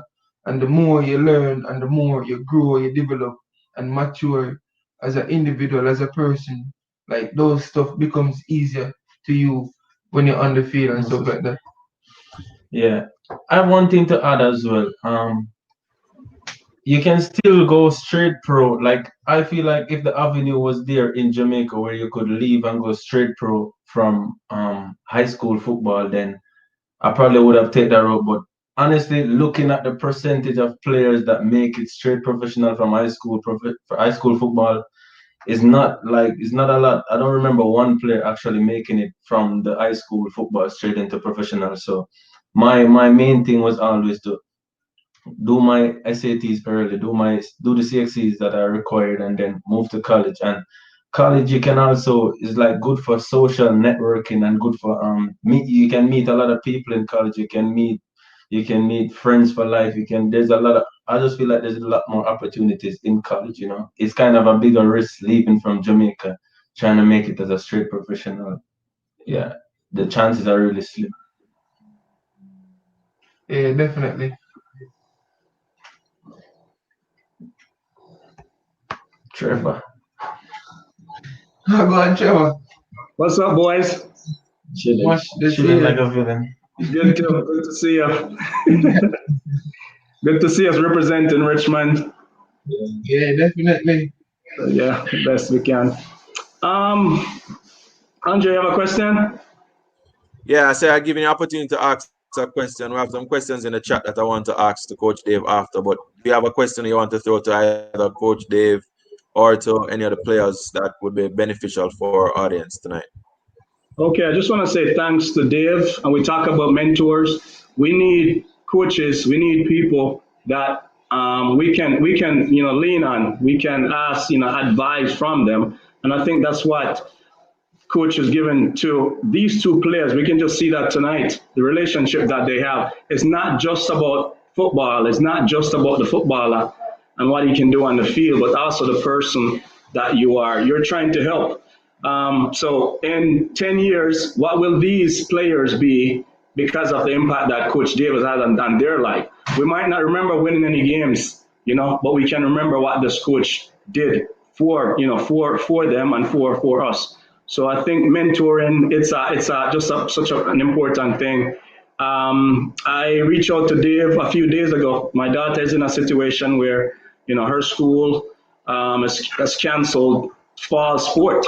So here's my daughter going back to college to play, but all the fall sport is canceled. She's got a month and a half, Andre, to find a college to go study and play soccer. I sent Dave a message, and within about 3 minutes, we were talking on the phone. So this is more than just football. Dave didn't coach me, but it doesn't matter because it's like a family. Football is a family of people who try to help each other anywhere we can. And we just reason and we talk. And, she will be taken care of. She's talking to a lot of schools. It's exciting, but it's mentoring. I have to mentor her. Dave is mentoring those boys. Andre, we have a platform to mentor as many as God will put in front of us. That's what we're here for. So I just thank you, Greg, for putting this all together. I watched Cameron last week. This young lady, just the way she's speaking, she's another one that's gonna have a successful career on the field, off the field. But we're here for all of these players. So thank you for this opportunity to join on. We'll just keep going forward. All right, Trevor. Thank you for that. Definitely, Greg and I have been speaking about just doing more and more, and having an opportunity to give information. We do have a few questions here, and then we're gonna have to start wrapping up. But Coach Dave, what age do you recommend or suggest that a player try to go to college?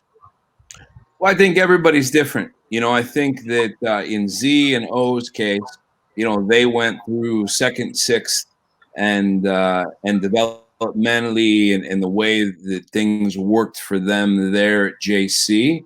It made a lot of sense for them to stay through second, sixth, and then make the transition from there. The young man who's joining us from KC this year has another year that he could stay. But I think developmentally for him, both on and off the field, I think academically, I think Scott's ready for, the next step in the journey and the next challenge as he works toward, his goals of getting both an education and like these guys, being a professional footballer. And so, I think everybody's different. I don't know that there is a right and a wrong. But I think one of the things we always have to be careful of is not to compare our journey to the person next to us, right? Like we're all on our own path. It looks its own unique way.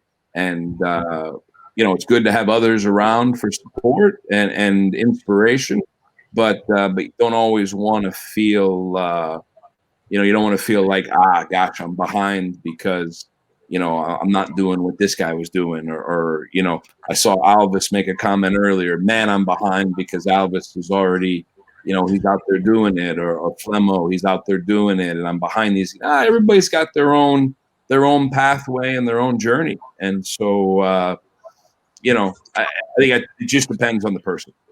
Yeah, thanks, Coach. You mentioned Alvis, so big up for Alvis for joining us, and he came on.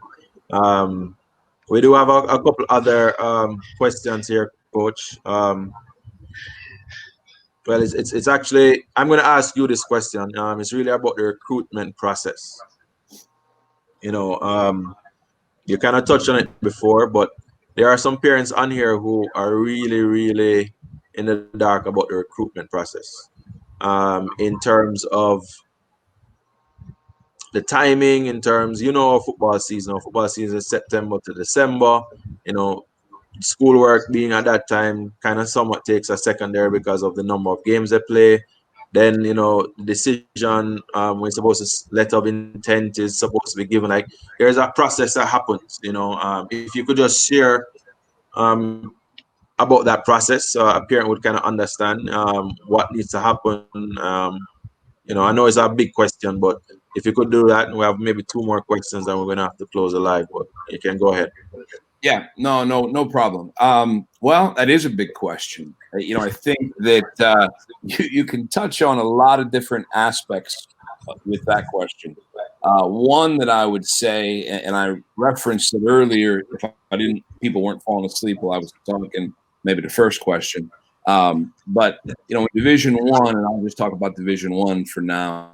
You're allowed 9.9 scholarships maximum. And not every university sponsors soccer with 9.9 scholarships, but the most you can through the NCAA is 9.9. And so the majority of teams don't give, 9 and 9/10 of a kid a full scholarship. What typically ends up happening is, you're varied and there's a variety. Maybe you have a school that has 3 or 4 guys on a full, and then they use the other pieces and break it up. We're pretty top heavy, and we probably have 8 players on a full, 9 players on a full at a given time, and we invest mostly in the guys who are on the field. And so, you know, I use that piece of information to kind of open this question to say that, you know, from an economic standpoint, you know, like to go to VCU as an out-of-state student or out-of-country student, it's about $53,000 US a year now. And so, you know, there aren't very many people, me included, who could just write the check for 53,000. I mean, maybe Greg, but the rest of us, you know, I don't think that's going to be the case. So, you know, obviously, then as a player, the financial reality comes into play as well. And so when a coach comes, you know, when I go to a country where it's most likely that the player is going to need a full scholarship, then my expectation immediately begins with, you know, does this player have an MLS ceiling? Like that's or higher. Like that's my first question that I ask. Not everybody is the same. Certainly other schools and how they do it are going to be different, you know, but you go and you say, okay, does this player have an MLS ceiling? And that's kind of my basis for where I'll spend a full ride right out of high school. And if the answer is no, then you could be a good player, but in the end, it's probably, you know, it's better for me to invest elsewhere. And so I think the level that you have to be for the top end of Division I is extremely high. And so if you look through the last, you know, just the last 10 years that I've been at VCU, I mean, I left Akron to come here. And as I headed out, you know, Darren Maddox and Jimmy Tulloch went into Akron, and J.J. Johnson and Ramena Bowie came into VCU. Then very quickly after those guys had a lot of success, kind of the first big wave of Jamaicans after kind of your guys' generation with you guys and Andy and all the great players that played at that time, there was a quiet period in between. And so what happened was Darren and Jay did so well that all of a sudden, you know, 25, 30 schools. I remember being, I don't remember the name of, was it at Sabina Park, where you guys set up a training game, you know, one time. And it was the first time I'd seen a lot of my colleagues in Jamaica. And they were down there watching games. And so, you know, they're looking for Darren Maddox, or they're looking for Jason Johnson. Well, there's not that many of those guys, period. Right? They're two senior national team level talents. And so, you know, that's the first piece is you got to have something that the coach feels like they can invest a full scholarship in. And there's a question below that is a good follow-up from Mario. Do they offer academic scholarships? And they do. There's significantly more academic scholarship available at most schools than there are athletic scholarships. But that does go back to kind of our initial point of, you know, doing well academically keeps more and more options and avenues and pathways alive. You know, so you look and you, every time I've made a trip, and again, I'll just reference Jamaica, I've probably been 20 times recruiting. And every time I go, I find at least one player that excites me. And I think, whoa, boy, that guy, he's got something, you know, and it could have been Zeron or Oquin. It could have been other guys that were at JC or George's during that same time frame when those guys were there, that some were, they just got you out of your seat. But academically, maybe it wasn't a possibility. And you can go back further. And in our first few years here, you know, I mean, Marvin Morgan was electric. I mean, he was an incredible talent. And again, I can throw name after name after name of guys like this that, you know, you just, okay, you're an extraordinary talent, but then you don't have the academic piece to go with it. And so then you begin the communication process, hoping that, you know, you'll have a combination of both in some capacity, and you know, kind of builds and goes from there. And so again, I'm kind of repeating the same things we said earlier, but basically, do well in school, be a good person, be the best player you can be, and that's going to leave open the most number of options for you And there's a saying that I always tell kids and their parents, like the guy that I can count on at 8 o'clock in the morning to go to his, math class, to his, math 101, and be there on time and be on point and be reliable. That's the same kind of person that you can count on at 7 o'clock when the lights come on in front of, 40,000 people to perform and to be the same guy. And there's a lot of correlation, for the people that'll say, oh, if you want to be a professional footballer, those other things don't matter. There's a lot of correlation that goes into just being a consistent person that honestly makes the best pros. Oh, we're back on. Ooh, you guys got put on blast. There's a question first. I don't know. Someone was asking about. If given the opportunity, would you guys have considered going to a football academy at age 10, 11 versus going to college? Wonderful. Well, I mean, especially here in the United States, you could still be in a football academy from the age 10, and if things don't work out by the age 18, 19, you can make the step to go to college. But I would definitely love to grow up in a football academy where I would focus at least 5-6 hours of my day on training and getting better. Maybe I would be a more technical player. Maybe would have more tools in me as an individual, as a player, as to go to college. I mean, I always believe in myself, so going to a footballing academy probably would have given me an opportunity to become a professional player before college. So that's my All right, great. Thank you. All right.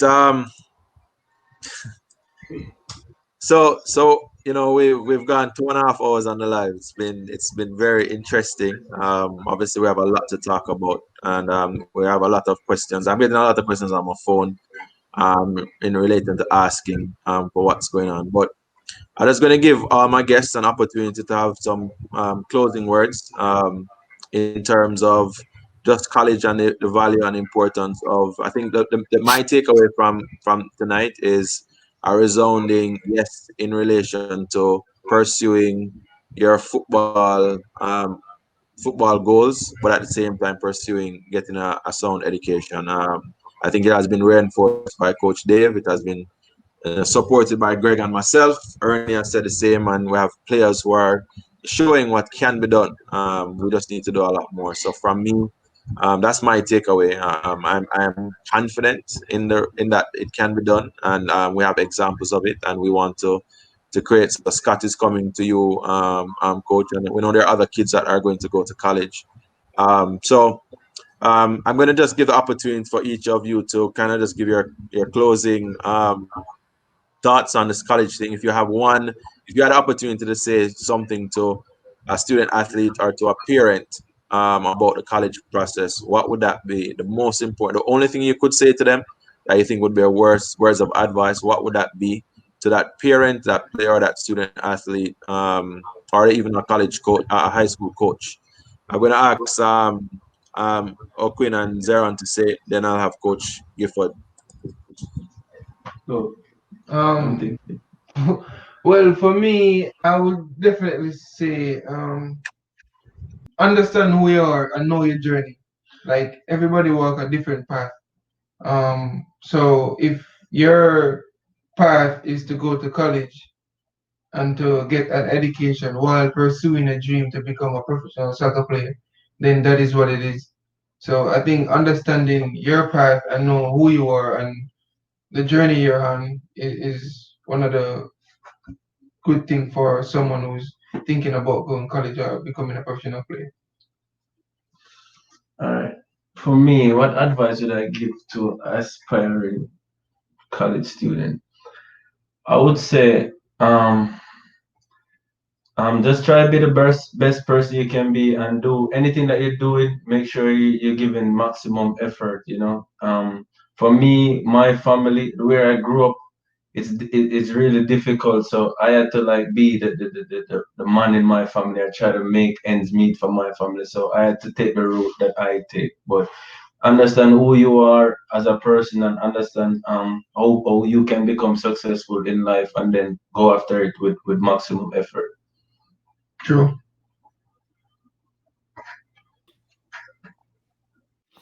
Same question to me.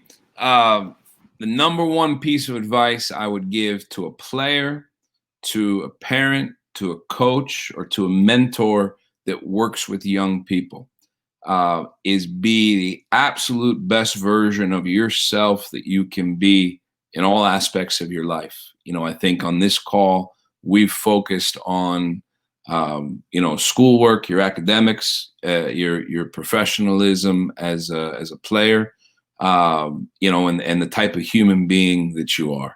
You know, people will find you, and it's the world is big, but it's very small.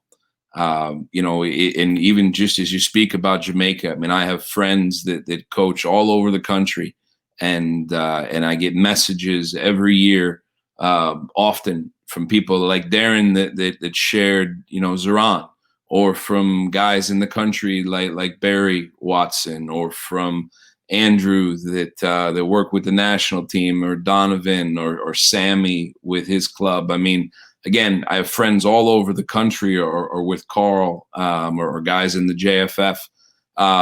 If you are those things, people will find you and they will recognize you, and that word will travel quickly because there's always people watching, even though you think nobody is watching. And so that'd be my advice. Be the best version of you that you can in all those aspects every day.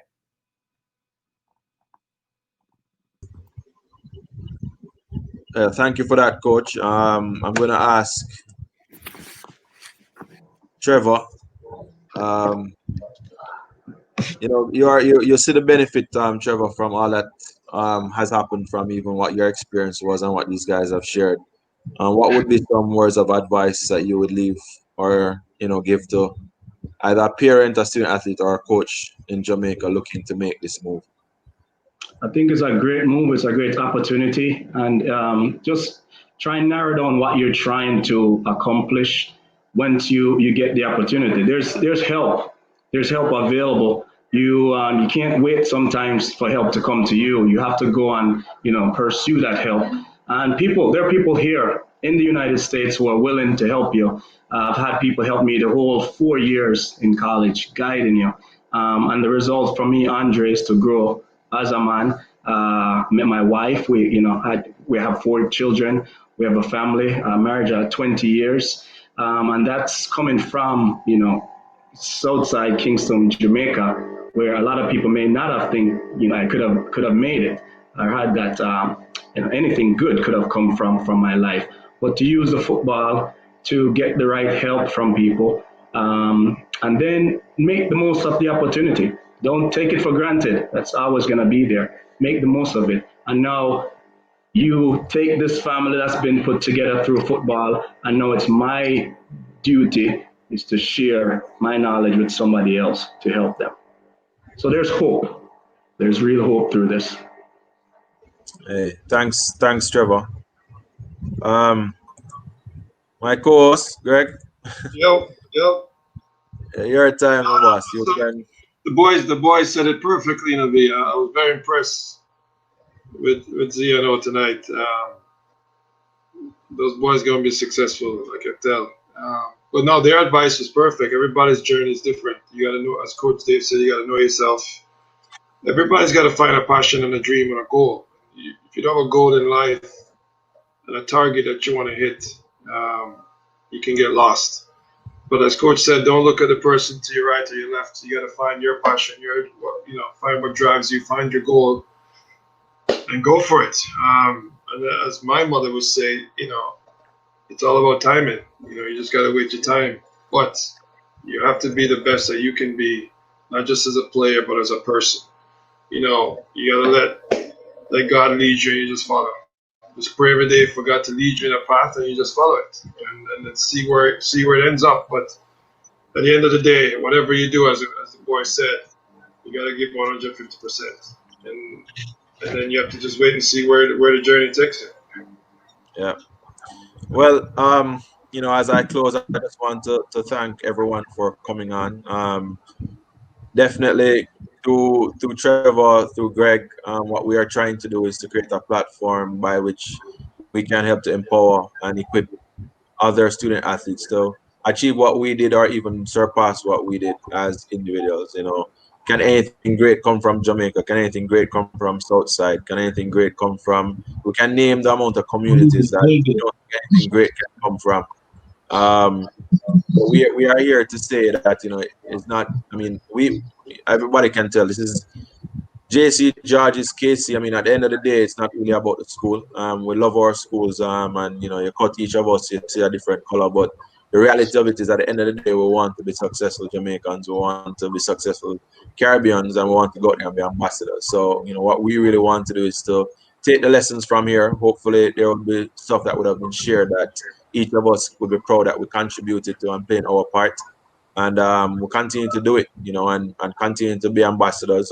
Coach Dave, I want to express a great thanks and appreciation, not just for these men that you have poured out into and open your home and your family to, but for the other Jamaicans and Caribbeans and players in general that you would continue to do. And we pray that the Lord will continue to bless you, that you'll be able to keep doing what you do, and lives will be changed because of it. So we really want to thank you. Z and Oquin, we're proud of you guys. You guys are definitely great ambassadors. You are showing what can be done when you are focused and committed, coachable, remain coachable and teachable, and continue to do what you're doing. And we do believe that you put God first. You continue to put everything into what you guys are doing. Great things will come, and we look forward to seeing the unfolding of that. So keep at it, guys. I'm really proud of you. Want to thank all those who came on our live, made our comments, and did the various things. We're going to post this on our YouTube, so like our YouTube channel. We're just trying to provide information and access to good information. Yeah, we're looking forward to some other conversations. We're looking to bring on, you guys mentioned Andy and Tyrone, very, very good friends of ours who are now scouts and coaches at the professional level. And so in the next week or two, we'll probably bring them on for them to share their perspective from that side, coaching at the pro level and scouting college players to go pro. What's that experience like? What's that looking like? So we definitely look forward for them to coming on. And really want to thank you all for joining and being a part of the live, and look forward to the other ones. Any other closing comments anybody want to say before we come off? Just be safe, everyone. What's that? So be safe. No, this just show we are for 2 hours and 42 minutes. I mean, that just shows the passion that we have, but not just for the game, but for to give back. So I hope people recognize that. Coach Dave has his family, and he's sitting on here with us this whole time, which is not normal. So I just want to big up Coach for that, and this is an amazing platform that will continue to go with me. It's been very good. All right, guys. Is Z, no, this is past my bedtime. So, all right, guys. Thanks a lot for coming on. Thanks for the time given, and we'll repost it it will come back on Facebook. It'll be on YouTube, and we'll put it on our IG pages for others who are not able to get it, that they can be able to hear. So, thanks again for your time. God bless you all, and join us again next week, Thursday. One love. Right.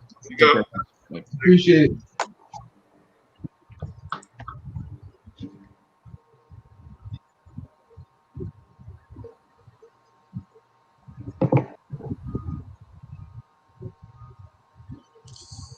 Yeah, Greg. So I hit that. So, but it was live on it.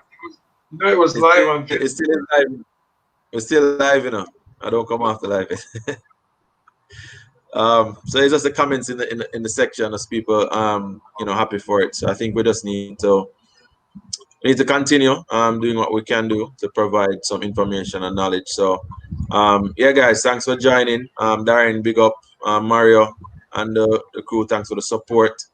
Kashka, as usual, I know you're listening and I know it's been helpful. You know, you're doing a great work at Stats trying to get these boys out. So, you know, we don't underestimate that others are doing work as well. But you know, we're all trying the best that we can do to get these players out. So, keep it up. Coach And Brad, Coach eh? Teach was on him. So Coach Teach.